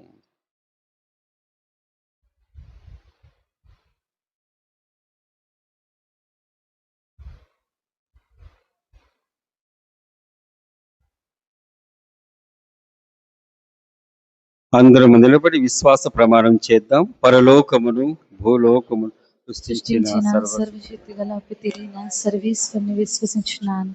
అతని యొక్క ఏకసుతుడు మన యొక్క నాథుడైన యేసుక్రీస్తుని విశ్వసించున్నాను. ఇతడు పవిత్రాత్మ వల్ల గర్భమై కన్యమరియు నుండి పుట్టెను. పోన్స్ పిలాతుని అధికారంలోనై పాటుపడి శిలువ మీద కొట్టబడి మరణం పొంది సమాధిలో ఉంచబడెను. పాతాళము దిగి మూడవ నాడు చనిపోయిన వారి నుండి లేచెను. పరలోకము ఎక్కి సర్వశక్తి గల పిత అయిన సర్వేశ్వరుని కుడి ప్రక్కన కూర్చుని ఉన్నారు. అక్కడ నుండి జీవించు వారులకును చనిపోయిన వారులకును తీర్పు చేయుటకు వచ్చును. పవిత్ర ఆత్మను విశ్వసించున్నాను. పరిశుద్ధ కథోలిక సభను, పునీతుల సంబంధ ప్రయోజనమును విశ్వసించుచున్నాను. పాపముల మన్నింపును విశ్వసించున్నాను. శరీర ఉత్థానమును విశ్వసించున్నాను. నిత్య జీవమును విశ్వసించుచున్నాను స్వామి. ఆమేన్. ప్రియ సహోదరి సహోదరులారా, న్యాయము గలవాడు, కనికరము గల దేవుడు మనందరి యొక్క దైవము. అటువంటి దైవత్వము, దైవ స్వభావం కలిగినటువంటి మన దేవుణ్ణి మనకు కావలసిన అవసరములను, ఇతరులకు కావలసిన అవసరములను విశ్వాస ప్రార్థ రూపములో వేడుకుందాము. మా జగద్గురువైన లియో పాపు గారిని, మా జోసెఫ్ రాజా పీఠాధిపతులను, గురువులను, కన్యాస్త్రీలను, సువార్థికులందరినీ ఆశీర్వదించమని, దీవించమని వేడుకుందాము. వీరందరూ క్రీస్తు సువార్తను బోధించేటప్పుడు ఎదుర్కొనేటువంటి సమస్యలు, అట్లాగే వాళ్ళలో ఉన్న బలహీనత ఎప్పుడైనా సరే ఆటంకంగా ఉన్నట్లయితే ఇదిగో పవిత్రాత్మ శక్తి వారిని బలపరిచి సువార్త సేవ యందు నిమగ్నులై వారు బోధించినట్లుగా సాయపడమని ఓ ప్రభువా మేము చేయు ప్రార్థన ఆలకించండి. ఓ ప్రభువా మేము చేయి ప్రార్థన ఆలకించండి. మా దేశ రాష్ట్ర నాయకుల కోసమై ప్రార్థించుదాము. ప్రభువా, పరిపాలించేటువంటి వారు నిరంకుశముగా పరిపాలించక ప్రజల పట్ల ప్రేమ కనికరము కలిగి ఉండి న్యాయమైన పద్ధతిలో విధానములో వారు పరిపాలించినట్లుగాను, ప్రతిరము చెలాయించక ఇతరులను ఉద్ధరించడానికి గాను పథకాలను అవలంబిస్తూ వాటిని అనుసరించే విధముగా సాయపడమని ఓ ప్రభువా మేము చేయి ప్రార్థన ఆలకింపుము. ఓ ప్రభువా మేము చేయి ప్రార్థన ఆలకింపుము. మన విచారణ కోసమై ప్రార్థిద్దాం. విచారణలో ఉన్న విశ్వాసులందరి కోసమై, మన ఇతర సంఘాల యొక్క విశ్వాసులందరి కోసమై ప్రార్థిద్దాం. వీరి విశ్వాసములో మెరుగ్గా ఉంటూ, దేవుని పట్ల ఒక మంచి భావం ఉంటూ, తమ ప్రార్థనా జీవితములో యుక్తముగా ఉంటూ, ఆత్మ ప్రేరణ చేత వీరు సంభాషించులాగును, ప్రార్థించులాగును, జీవించులాగును, విశ్వాసము కనబడుచులాగును సాయపడమని ఓ సర్వేశ్వర మేము చేయి ప్రార్థన ఆలకింపుము. ఓ సర్వేశ్వర మేము చేయి ప్రార్థన ఆలకింపుము. పేదరికముతో, అనారోగ్యముతో, ఇంకా వ్యాధి బాధలతో, ఇంకొన్ని వేరొక సమస్యలతో బాధపడే వారందరి కోసమై ప్రార్థిద్దాం. మీరందరూ బలహీనులుగా ఉన్నారు, నిస్సహాయులుగా ఉన్నారు. అటువంటి సమయంలో మన యొక్క ప్రార్థన దేవునికి అనుగ్రహం వారికి తోడుగా ఉండాలని, మానవ సేవయే దేవుని సేవ అనేటువంటి నమ్మేటువంటి వారు ఈ మానవ సేవ ద్వారా వారిని ఆదుకునే విధముగా సాయపడమని ఓ ప్రభువా మేము చేయి ప్రార్థన ఆలకింపుము. ఓ ప్రభువా మేము చేయి ప్రార్థన ఆలకింపుము. వ్యక్తిగత అవసరముల కోసమే మౌనంగా ప్రార్థించుకుందాము.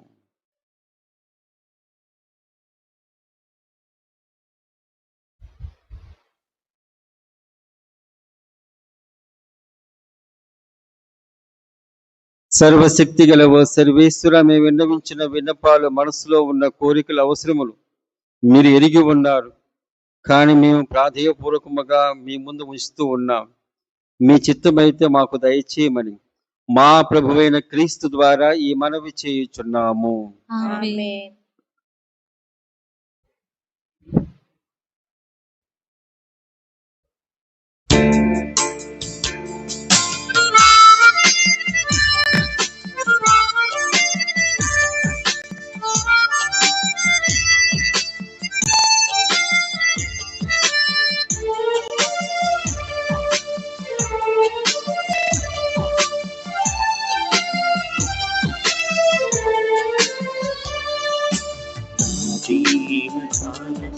స్వీకరించవా నా ప్రేమ కానుక ఆదరించవా నా జీవితాలను స్వీకరించవా నా ప్రేమతాలను ఆదరించవా నా దేవా నా ప్రభువా నా దేవా నా ప్రభువా అంకితమయ్యా నా జీవితమంతా అంకితమయ్యా నా జీవితమంతా నా జీవితాలుగా స్వీకరించవా నా ప్రేమతాలుగా ఆదరించవా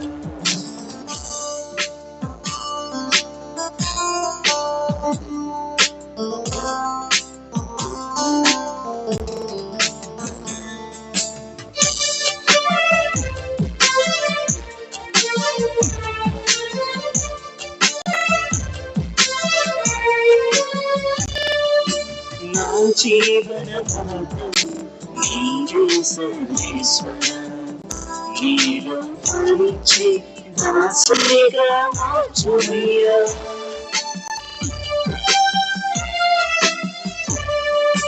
నా జీవన భాగం నీవే సర్వేశ్వర నీలో ఫలించి దాసునిగా మార్చుమయ్యా పనులకు ఉపకారం చేయవలసును నీ మేలును ప్రకటించే మంచి హృదయము పనులకు ఉపకారం చేయవలసును నీ మేలును ప్రకటించే మంచి హృదయము దయచేయుము నన్ను దీవించుము దయచేయుము నన్ను దీవించుము నా దేవా నా ప్రభువా అంకితమైన నా జీవితమంతా నా దేవా నా ప్రభువా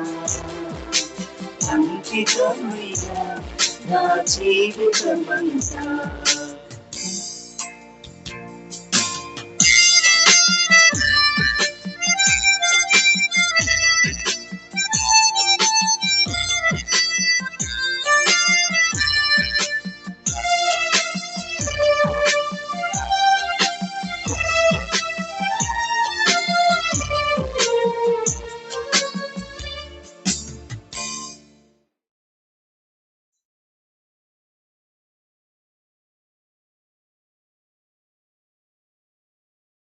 ప్రియ సహోదరి సహోదరులారా, నేను మీరు నర్పిస్తున్న ఈ బలి సర్వశక్తి గల పితైన సర్వేశ్వరునికి అంగీకారమగునట్ల ప్రార్థింపుము. ప్రభు తన నామ స్తుతి మహిమల కొరకును మన ప్రయోజనముల కొరకును తన పవిత్ర శ్రీ సభ ప్రయోజనముల కొరకును మీ కర్మల ద్వారా ఈ పనిని స్వీకరింతురు గాక. ప్రార్థించుదము. ఓ సర్వేశ్వర, ఈ పరిపూర్ణమైన ఏకైక బలి అర్పణయందు ధర్మశాస్త్రం విధించిన అన్ని విధములైన కానుకలు పూర్తి చేసితివి. నీ విశ్వాస పాత్రమైన సేవకులు సమర్పించి ఈ బలిని అంగీకరించమని బ్రతిమాలుచున్నాము. ఆబేలు కానుకలు దీవించే విధముగా ఈ బలి పవిత్ర మనర్పము. తత్ఫలితముగా ఒక్కొక్కరు భక్తితో నీ వైభవమును నడిపించినవి సర్వ ప్రజల రక్షణ మనకు ఉపకరించునుగాక. మా ప్రభువైన క్రీస్తు ద్వారా ఈ మనవి చేయుచున్నాము. ఆమేన్. ప్రభువు మీతో ఉండును గాక. మీ ఆత్మతో ఉండునుగాక. మీ మనస్సులను ఉన్నతమునకు త్రిప్పుము. ప్రభు వైపు త్రిప్పి ఉన్నాము. మన దేవుడైన ప్రభువునకు కృతజ్ఞత తెలుపుదము. కృతజ్ఞత తెలుపుట యుక్తము న్యాయము. ప్రభువైన దేవ, పావన పిత, సర్వశక్తిగల నిత్య సర్వేశ్వర, ఎల్లప్పుడూ ఈ చోటును నీకు కృతజ్ఞతా వందనములు చెల్లించుట యుక్తము, న్యాయము, ధర్మము, రక్షణదాయకము. నీవు ప్రపంచమునకు పునాదులు ఏర్పాటు చేసితివి. మారుచున్న ఋతువులు కాలములను నీవే క్రమపరిచితివి. కాని మానవుని సొంత రూపములో రూపొందించితివి. మానవుని చిత్రావిచిత్రమైన సమస్త ప్రపంచంపై అధికారములో ఉంచితివి. నీ సృష్టినంతటిని అతడు నీ నామమును పరిపాలించున్నాడు. నీ మహత్తర కార్యములందు మా ప్రభువైన క్రీస్తు ద్వారా నిన్ను నిరతము స్తుతించున్నాడు. కావున మేము దూతడి దళములతో ఏకమై ఉప్పొంగుచు నీ ప్రస్తుతి చేయుచు నిన్ను ఘనపరచుట ఎట్లనగా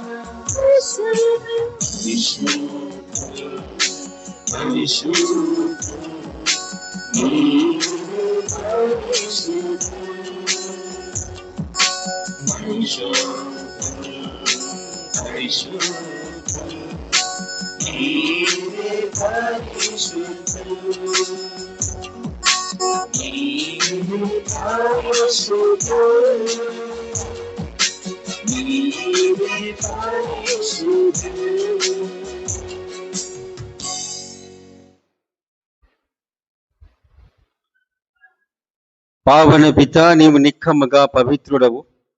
నీ సృష్టి అంతే నిన్ను స్తుతించుట యుక్తము. ఏలైనా నీ కుమారుడు మా ప్రభువైన యేసు క్రీస్తు ద్వారా పవిత్రాత్మ ప్రభావమున సమస్తమునకు జీవం పోసి పవిత్రపరుచున్నావు. ప్రపంచమాద్యంతము సూర్యోదయమును సూర్య అస్తమయం వరకు నీ నామముకు నిర్మలమైన బలిని అర్పించుటకే ప్రజలను నిరతము పిలుచున్నావు. కావున ఓ ప్రభువా, ఈ కానుకలు నీ సముఖమునకు తెచ్చి ఉన్నాం. పవిత్ర ఆత్మ ద్వారా వీరిని పవిత్రపరచ బ్రతిమాలుచున్నాం. ఈ విధమునివి మా ప్రభువు నీ కుమారుడైన యేసుక్రీస్తు శరీర రక్తములు అగునుగాక.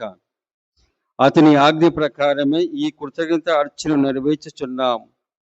అతడు అప్పగింపబడిన రాత్రి అప్పమునందుకొని నీకు కృతజ్ఞతా వందనములు చెప్పి స్తుతించి త్రుంచి శిష్యులకిచ్చుచు ఇట్లు అనెను: మీరందరూ దీనిని తీసుకొని భుజింపుము. ఏలైనా ఇది మీ కొరకు అప్పగింపబడనున్న నా శరీరము.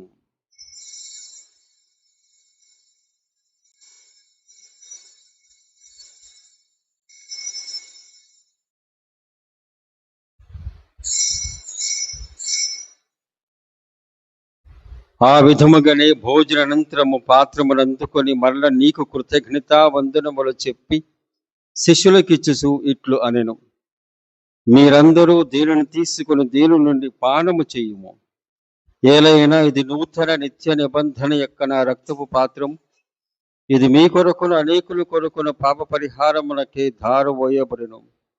దీనిని నా జ్ఞాపకార్థము చెయ్యును.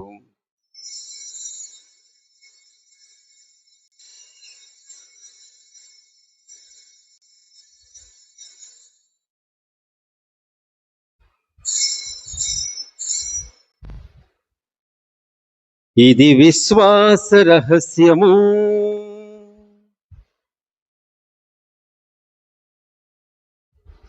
నా యేసువా నీ మరణము ప్రకటించెదము, నీ ఉత్థానమును చాటెదము. నీవు మరల వచ్చు వరకు మేము వేచి ఉందుము, మేము వేచి ఉందుము. కనుక తండ్రి, నీ కుమార రక్షణాయుతమగు శ్రమలను, అద్భుతమైన ఉత్థానమును, మోక్షారోహణమును స్మరించుచు అతడు మరలా వేయించిన ఎదురు చూచి మేము ఈ పవిత్ర జీవన బలిని కృతజ్ఞతతో నీకు అర్పించున్నాము. నీ పవిత్ర శ్రీసేవక కానుకను ప్రీతితో వీక్షింప బ్రతిమాలుచున్నాము. తన మరణము ద్వారా మమ్మ నీతో సఖ్యపరిచిన నీ కుమారుని బలిని స్వీకరింపము. మేము అతని శరీరక్తములతో పోషింపబడి పవిత్రాత్మతో నింపబడి అతని యందు ఏక శరీరము ఏక మనస్సు కలిగి ఉన్నట్లా దయచూపుము. అతడు మమ్మల్ని నిత్యార్పణముగా రూపొందించునుగాక. నీవు ఎన్నుకున్న పుణ్యాత్మలతోనూ, ముఖ్యముగా పవిత్ర కన్యయు దేవమాత అయిన మరియమాతతోనూ, పునీత యోసేపు గారితోనూ, నీ అపోస్తులతోనూ, వేద సాక్షులతోనూ, సకల పునీతులతో పాటు మమ్మును మోక్ష భాగ్యమునకు వారసులను చేయము. ఏలైన వీరి విజ్ఞాపన ప్రార్థనల నిరవధిక సహాయంపై మేము ఆధారపడి ఉన్నాము. ఓ ప్రభువా, మమ్ము నీతో సఖ్యపరిచి ఇబడి లోకమంతటికి శాంతిని, శ్రేయస్సును ప్రసాదించినట్టు బ్రతిమాలుచున్నాము. ఈ లోకముల యాత్ర చేయు నీ శ్రీ సభను, నీ సేవకుడు మా లియో జగద్గురువును, మా జోసెఫ్ రాజా పీఠాధిపతిని, ఇతర పీఠాధిపతులను, గురువులను, నీవు సంపాదించుకున్న ప్రజలందరినీ విశ్వాసమందును, ప్రేమయందును దృఢపరపము. నీ చిత్త ప్రకారము నీ సముఖమును కూడి ఉన్న ఈ మీ బిడ్డల మనవులను ఆలకింపుము. దయగల తండ్రి, నలుదిశలా చెదిరి ఉన్న నీ బిడ్డలందరినీ కనికరించి నీతో ఐక్యపరచుకొనుము. చనిపోయిన మా సహోదరి సహోదరులను నీ ప్రేమయందు ఈ లోకమును విరిగిన వారందరినీ దయతో నీ రాజ్యములో చేర్చుకొనుము. మేమును అచ్చట చేరి నీ మహిమను వీక్షిస్తూ నిత్యానందం పొందుదుముగాక. మా ప్రభువైన క్రీస్తు ద్వారా మనవి చేయుచున్నాము. అతని ద్వారా నీవు సకల మేలులను లోకమునకు దయచేయుచున్నావు. క్రీస్తు ద్వారా, క్రీస్తుతో, క్రీస్తునందు సర్వశక్తి గల పితైన సర్వేశ్వర పవిత్రాత్మతో ఏకమయుండు నీకు యుగ యుగములు గౌరవ మహిమలు కలుగునుగాక. గౌరవ మహిమలు కలుగునుగాక.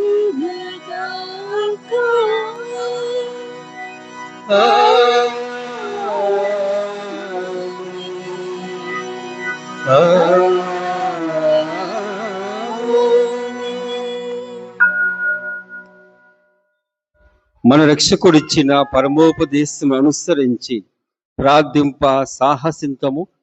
పరలోకమందున్న మా తండ్రి, నీ నామం పూజింపబడుగాక, నీ రాజ్యం వచ్చునుగాక, మీ చిత్తము పరలోకమందు నెరవేరినట్లు భూలోకమందు నెరవేరునుగాక.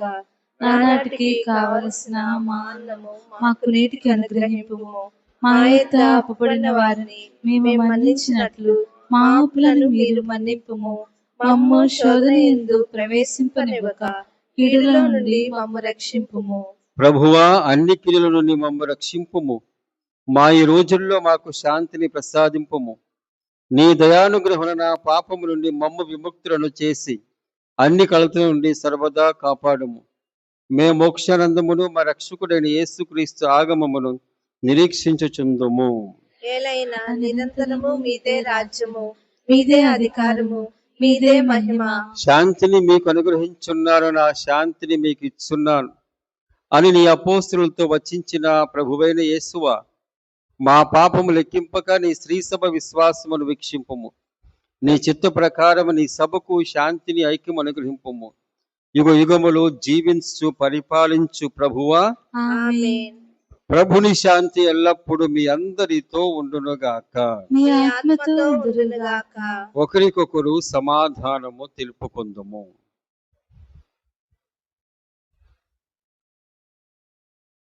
సర్వేశ్వరుని గొర్రెపిల్ల, లోక పాపములను పరిహరించు ప్రభువా, మాకు దయచూపుము. సర్వేశ్వరుని గొర్రెపిల్ల, లోక పాపములను పరిహరించు ప్రభువా, మాకు దయచూపుము. సర్వేశ్వరుని గొర్రెపిల్ల, లోక పాపములను పరిహరించు ప్రభువా, మాకు శాంతిని దయచేయము.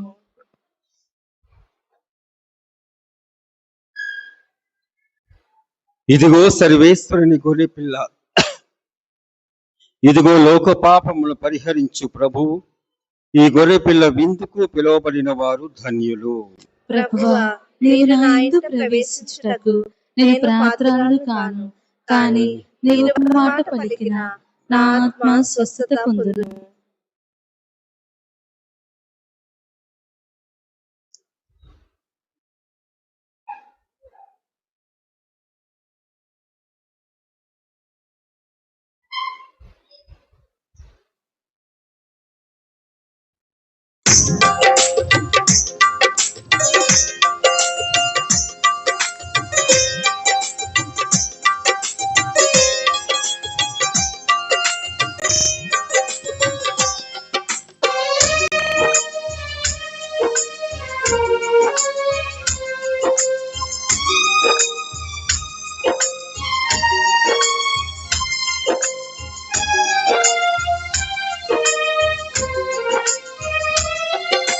గోధుమ పలుకువిందా,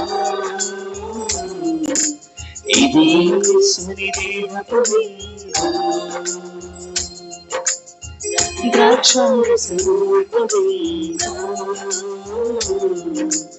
ఇది యేసుని హృదయపు విందు. గోధుమ పలుకువిందా, ఇది యేసుని దేహపు విందు. ద్రాక్షారసము విందా, ఇది యేసుని హృదయపు విందు. ఇది రమ్యమైన విందు, రమణీయమైన విందు. ఇది కమ్మనైన విందు, రమణీయమైన విందు. ఇది రమ్యమైన విందు, రమణీయమైన విందు. ఇది కమ్మనైన విందు, రమణీయమైన విందు.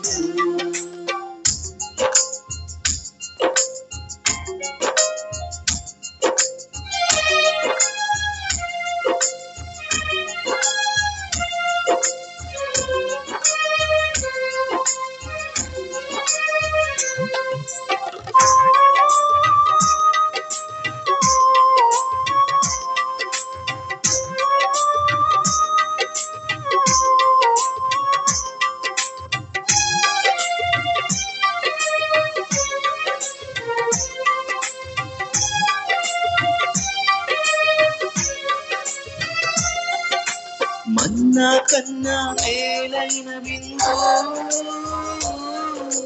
మృత్యుంజయుని పావన విందు.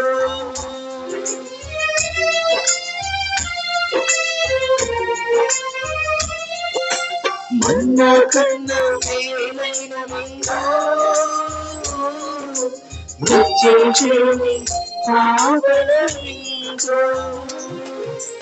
మరణము లేని చీకటి, మోక్షము చేర్చే శాశ్వత విందు. మరణము లేని చీకటి, మోక్షము చేర్చే శాశ్వత విందు. ఇది రమ్యమైన విందు, రమణీయమైన విందు. ఇది కమ్మనైన విందు, రమణీయమైన విందు. ఇది రమ్యమైన విందు, రమణీయమైన విందు. ఇది కమ్మనైన విందు, రమణీయమైన విందు.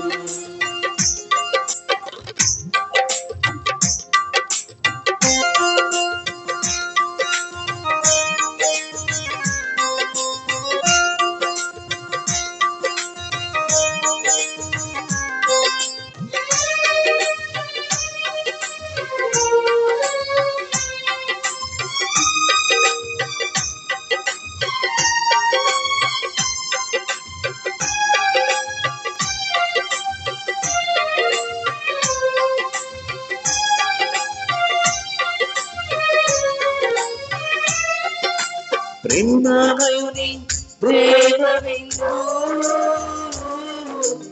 ఆకలిదాహము తీర్చెడి విందు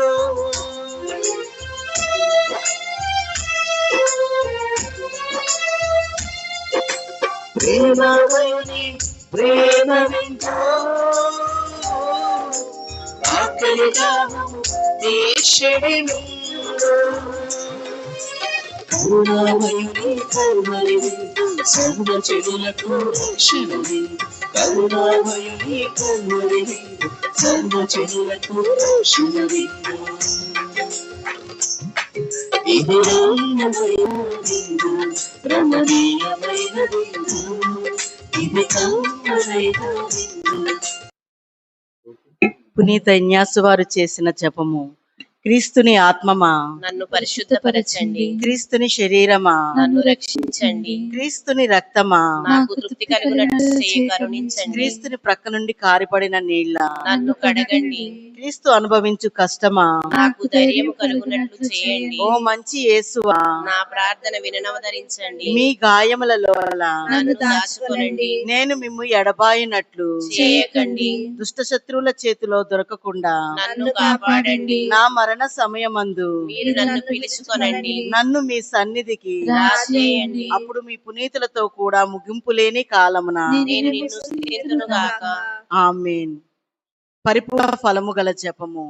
మహామధురముతో నిండిన మంచి యేసువా, దాసురాలనైన నేను దేవరవారి సముఖములో మోకాళ్ళ మీద నిలచి సాష్టాంగపడి నా చేతులను నా కాళ్లను తొలిచినారు, నా ఎముకలన్నీ ఎంచినారు అని దేవరవారిని గురించి పూర్వకాలమందు దావీదు దీర్ఘదర్శిని వచించిన దానిని నేను జ్ఞాపకపరుచుకుని దేవరవారి యొక్క 5 గాయములను మిక్కిలి భక్తి పట్టుదలతోను దుఃఖముతోను నా అంతరంగమునందు విచారించి తలంపు చే ధ్యానించెడు.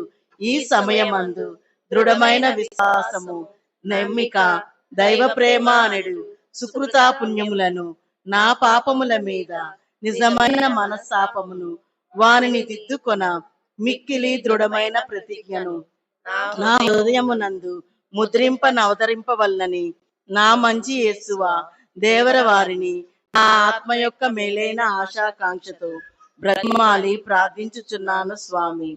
ఆమేన్.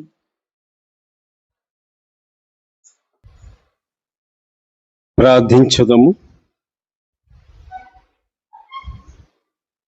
ఓ ప్రభువా, కనికరించి నీ ప్రజలను అతి సమీపమున ఉండమని నిన్ను బ్రతిమాలుచున్నాము. స్వర్గపు ఆహారముతో తృప్తి చెందిన మేము మా ఆది పాపపు దుస్థితిని విస్మరించి నూతన జీవితము జీవింపగలుగునట్లు నీ కృపను అనుగ్రహింపుము. మా ప్రభువైన క్రీస్తు ద్వారా ఈ మనవి చేయుచున్నాము. ఆమేన్. దయచేసి కొన్ని నిమిషాల పాటు కూర్చోవలసిందిగా కోరుతున్నాను. 16వ సామాన్య ఆదివార పండుగ రోజున మీరందరూ విశ్వాసముతో, మిక్కిలి విశ్వాసముతో విచ్చేసి దివ్యబలి పూజలో పాల్గొని వాక్యము, దివ్య సప్రసాదము స్వీకరించినందుకు అభినందనలు, కృతజ్ఞతలు. ఈ వారమంతా దేవుని యొక్క అపారమైన కృపావరములు మీకు తోడుగా ఉండాలని, మీ కుటుంబంలో శాంతి సమాధానం కలగాలని కోరుకుంటాను. ఈ వారములో వచ్చేటువంటి పండుగలు 2 పండుగలు ఉన్నాయి. 22వ తారీఖున పునీతురాలు మరియ మగ్దలీనమ్మ గారి పండుగ. బైబిల్ గ్రంథంలో ఈమె నిమిత్తమై ప్రభు శ్రమించటం, అట్లాగే ఈమె యొక్క మనస్తాపం కోసమై ప్రభు ప్రార్థించడం, ఇవన్నీ చూస్తూ ఉంటాం. 25వ తారీఖున పెద్ద యాకోబు గారి పండుగ, పునీత యాకోబు గారి పండుగ. క్రీస్తు ప్రభుని యొక్క శిష్యులు 2 యాకోబులు ఉన్నారు, ఒక చిన్న ఆయన, ఒక పెద్ద ఆయన. వ్యత్యాసం చూపించడానికి గాను జబదాయి కుమారులు 2 ఉన్నారు, యోహాను, యాకోబు. ఆ కుమారులో ఒకడు ఈ యాకోబు గారు. కాబట్టి ఆయన యొక్క పండుగ, అపోస్తుల యొక్క పండుగ. ఈ 2 దినాల్లో మీకు వీలైనట్లయితే పూజా బలిలో పాల్గొనవలసిందిగా కోరుతూ వారి యొక్క ప్రార్థనా సహాయం మీరు పొందవచ్చు. మన కథోలిక ఇంగ్లీష్ మీడియం స్కూల్లో కన్సెషన్ నిమిత్తమై మన పీఠాధిపతులు అట్లాగే కమిటీ వారు కూడా కొన్ని పాలసీలు చేశారు. ఆ వాటిలో 2 మాత్రమే మనకి అన్వయిస్తూ ఉంటాయి. ఒకటి, కన్సెషన్ అనేటువంటిది గవర్నమెంట్ ఎంప్లాయీస్గా ఉండేటువంటి వారికి ఇవ్వబడదు, కాబట్టి అదొకటి. ఆ తర్వాత ఈ నెలాఖరులోగా ఈ కన్సెషన్ లెటర్ ఇవ్వగలగాలి. ఆ తర్వాత కన్సెషన్ లెటర్ ఎవరు తీసుకున్న పరిగణనలో తీసుకోరు, కాబట్టి ఈ నెలాఖరు కల్లా ఈ కన్సెషన్ లెటర్ తీసుకువెళ్ళవలసిందిగా కోరుతూ ఉన్నాం. సెయింట్ ఫ్రాన్సిస్ యందు కానీ, అట్లాగే నిర్మలా హై స్కూల్లో కానీ, మరి ముఖ్యంగా సెయింట్ ఫ్రాన్సిస్ యందు ఎవరైనా సరే ఈ విధముగా కన్సెషన్ కావాలనుకుంటున్నారో అర్హులైన వారు నా దగ్గర ఉత్తరం తీసుకువెళ్ళవలసిందిగా కోరుతూ ఉన్నాము. పోయిన ఆదివారం చెప్పినట్లుగా కొన్ని పనులు చేస్తూ ఉన్నాం. పెద్ద పనులుగా ఉన్నాయి, కాబట్టి తలంపు కోసమై ప్రత్యేక విధంగా ప్రార్థించమని, విచారణ గురువు కోసమై ప్రత్యేక విధంగా ప్రార్థించమని విన్నవించాను. కాబట్టి కొనసాగించవలసిందిగా కోరుతూ ఉన్నాం. ఈ రోజున కేటకిజం క్లాసులు మొదలయ్యాయి, కాబట్టి మీ పిల్లలు 10వ తరగతి లోపు ఉన్నటువంటి పిల్లలు దయచేసి ఈ కేటకిజం క్లాస్కి పంపవలసిందిగా కోరుతూ ఉన్నాం. మరి ముఖ్యంగా దివ్య సప్రసాదం, భద్రమైన అభ్యంగనం స్వీకరించాల్సినటువంటి వారు ఉన్నట్లయితే పంపవలసిందిగా కోరుతూ ఉన్నాం. హాజరు పట్టి అటెండెన్స్ తీసుకుంటున్నాం, కాబట్టి అటెండెన్స్ ఉన్న వారికే ఒకవేళ మన స్కూల్లో చదువుతున్నట్టు కన్సెషన్, అట్లాగే అటెండెన్స్ ఉన్న వాళ్ళకి దివ్య సప్రసాదం, భద్రమైన అభ్యంగనం. అనగా అప్పుడు అక్కడ దాకా తీసుకువెళ్ళమాకండి. దయచేసి క్రమంగా మీ బిడ్డలను కేటకిజం క్లాస్కి పంపవలసిందిగా కోరుతూ ఉన్నాను. అట్లాగే ఈ పూజా బడులు కూడా మీ బిడ్డలు మీ పక్కనే కూర్చోబెట్టుకున్నారు, వాళ్ళు ఎప్పుడు మీపై ఆధారపడుతూ ఉంటారు. కాబట్టి గుడిలో వారి కేటాయించబడినటువంటి ఆ స్థలములో పంపవలసిందిగా కోరుతున్నాను, కూర్చోవడానికి పంపవలసిందిగా కోరుతూ ఉన్నాను. మీ దగ్గర ఉంటే మీ అల్లారు ముద్దుగా చూసుకున్నారు, కాబట్టి విశ్వాసములో ఎక్కువ ఎదుగుదల ఉండదు. కానీ వారు క్రమంగా కూర్చున్నప్పుడే ఒక ఎదుగుదల వస్తూ ఉంటుంది. సొంతంగా విశ్వాసాన్ని ఏర్పాటు చేసుకోవటానికి గాను అవకాశం ఉంటుంది. దయచేసి సహకరించవలసిందిగా కోరుతూ ఉన్నాం. తల్లిదండ్రులారా, మీ బిడ్డలను కేటకిజం క్లాస్ పంపించండి. అట్లాగే గుడికి దేవాలయానికి వచ్చినప్పుడు దయచేసి వారికి కేటాయించబడిన ఈ పక్కన ఉన్నటువంటి స్థలములో కూర్చోవటానికి పంపవలసిందిగా కోరుతూ ఉన్నాను. లేటుగా వచ్చినా పంపించండి, ఎందుకంటే లేటుగా రావటం మీకు అలవాటు అయిపోయింది. నేను ఎప్పటి నుంచి చెప్పను, ఎందుకంటే అలవాటు అయిపోయింది. కాబట్టి మన అలవాట్లు కొన్ని అలవాట్లు మార్చలేను. లేటుగా వచ్చినా దయచేసి లోపలికి రండి. మనకు బెంచులందు స్థలము చాలా ఉంది, లోపలికి రండి. అంటే ముందు వచ్చిన వారు కూడా అవకాశం దయచేయండి, ముందుకు రండి. ఆ తర్వాత స్థలం చూసి అక్కడ లోపలికి వస్తారు. కానీ ఒకవేళ లేటుగా వచ్చి నేనేం అనుకోను, ఆ సమయంలో కళ్ళు మూసుకుంటాను. లోపలికి వచ్చి కూర్చోవలసిందిగా కోరుతున్నా. ఇటు పక్క కూడా ఖాళీగా ఉంది, ఇటు పక్క కూడా ఖాళీగా ఉంది. అయితే ఈ ఖాళీ ఉండటం మూలంగా బరువు ఎక్కువైపోయింది, సూర్యాత్మని భయం వేస్తుంది. సో అనగా వెనక బరువు ఎక్కువైపోయి గుడి పైకి వెళ్ళింది అనుకో, లేనిపోయిన అనర్థాలు వస్తూ ఉంటాయి. కాబట్టి సమానంగా అటు ఇటు మధ్యలో కూడా కొంచెం బరువు ఉండేటట్టుగా మీరు వచ్చి మిమ్మల్ని మీరు కూర్చునే విధముగా చేయవలసిందిగా కోరుతూ ఉన్నాను. పోయిన ఆదివారపు చందా రూపాయలు 25,140. మరి ఒక్కసారి దీనికి గాను మీ సహృదయానికి గాను అభినందనలు, కృతజ్ఞతలు. ప్రార్థించుదము. ప్రార్థన అయిపోయిందిగా. ప్రభువు మీతో ఉండునుగాక. మీ ఆత్మతో ఉండునుగాక. సర్వశక్తి గల సర్వేశ్వరుడు పిత, పుత్ర, పవిత్రాత్మ మిమ్మందరిని ఆశీర్వదించి కాపాడునగాక. ఆమేన్. పూజ సమాప్తమైనది. సమాధానముతో వెళ్ళి క్రీస్తుని ప్రేమలో జీవించండి. సర్వేశ్వరునికి వందనములు.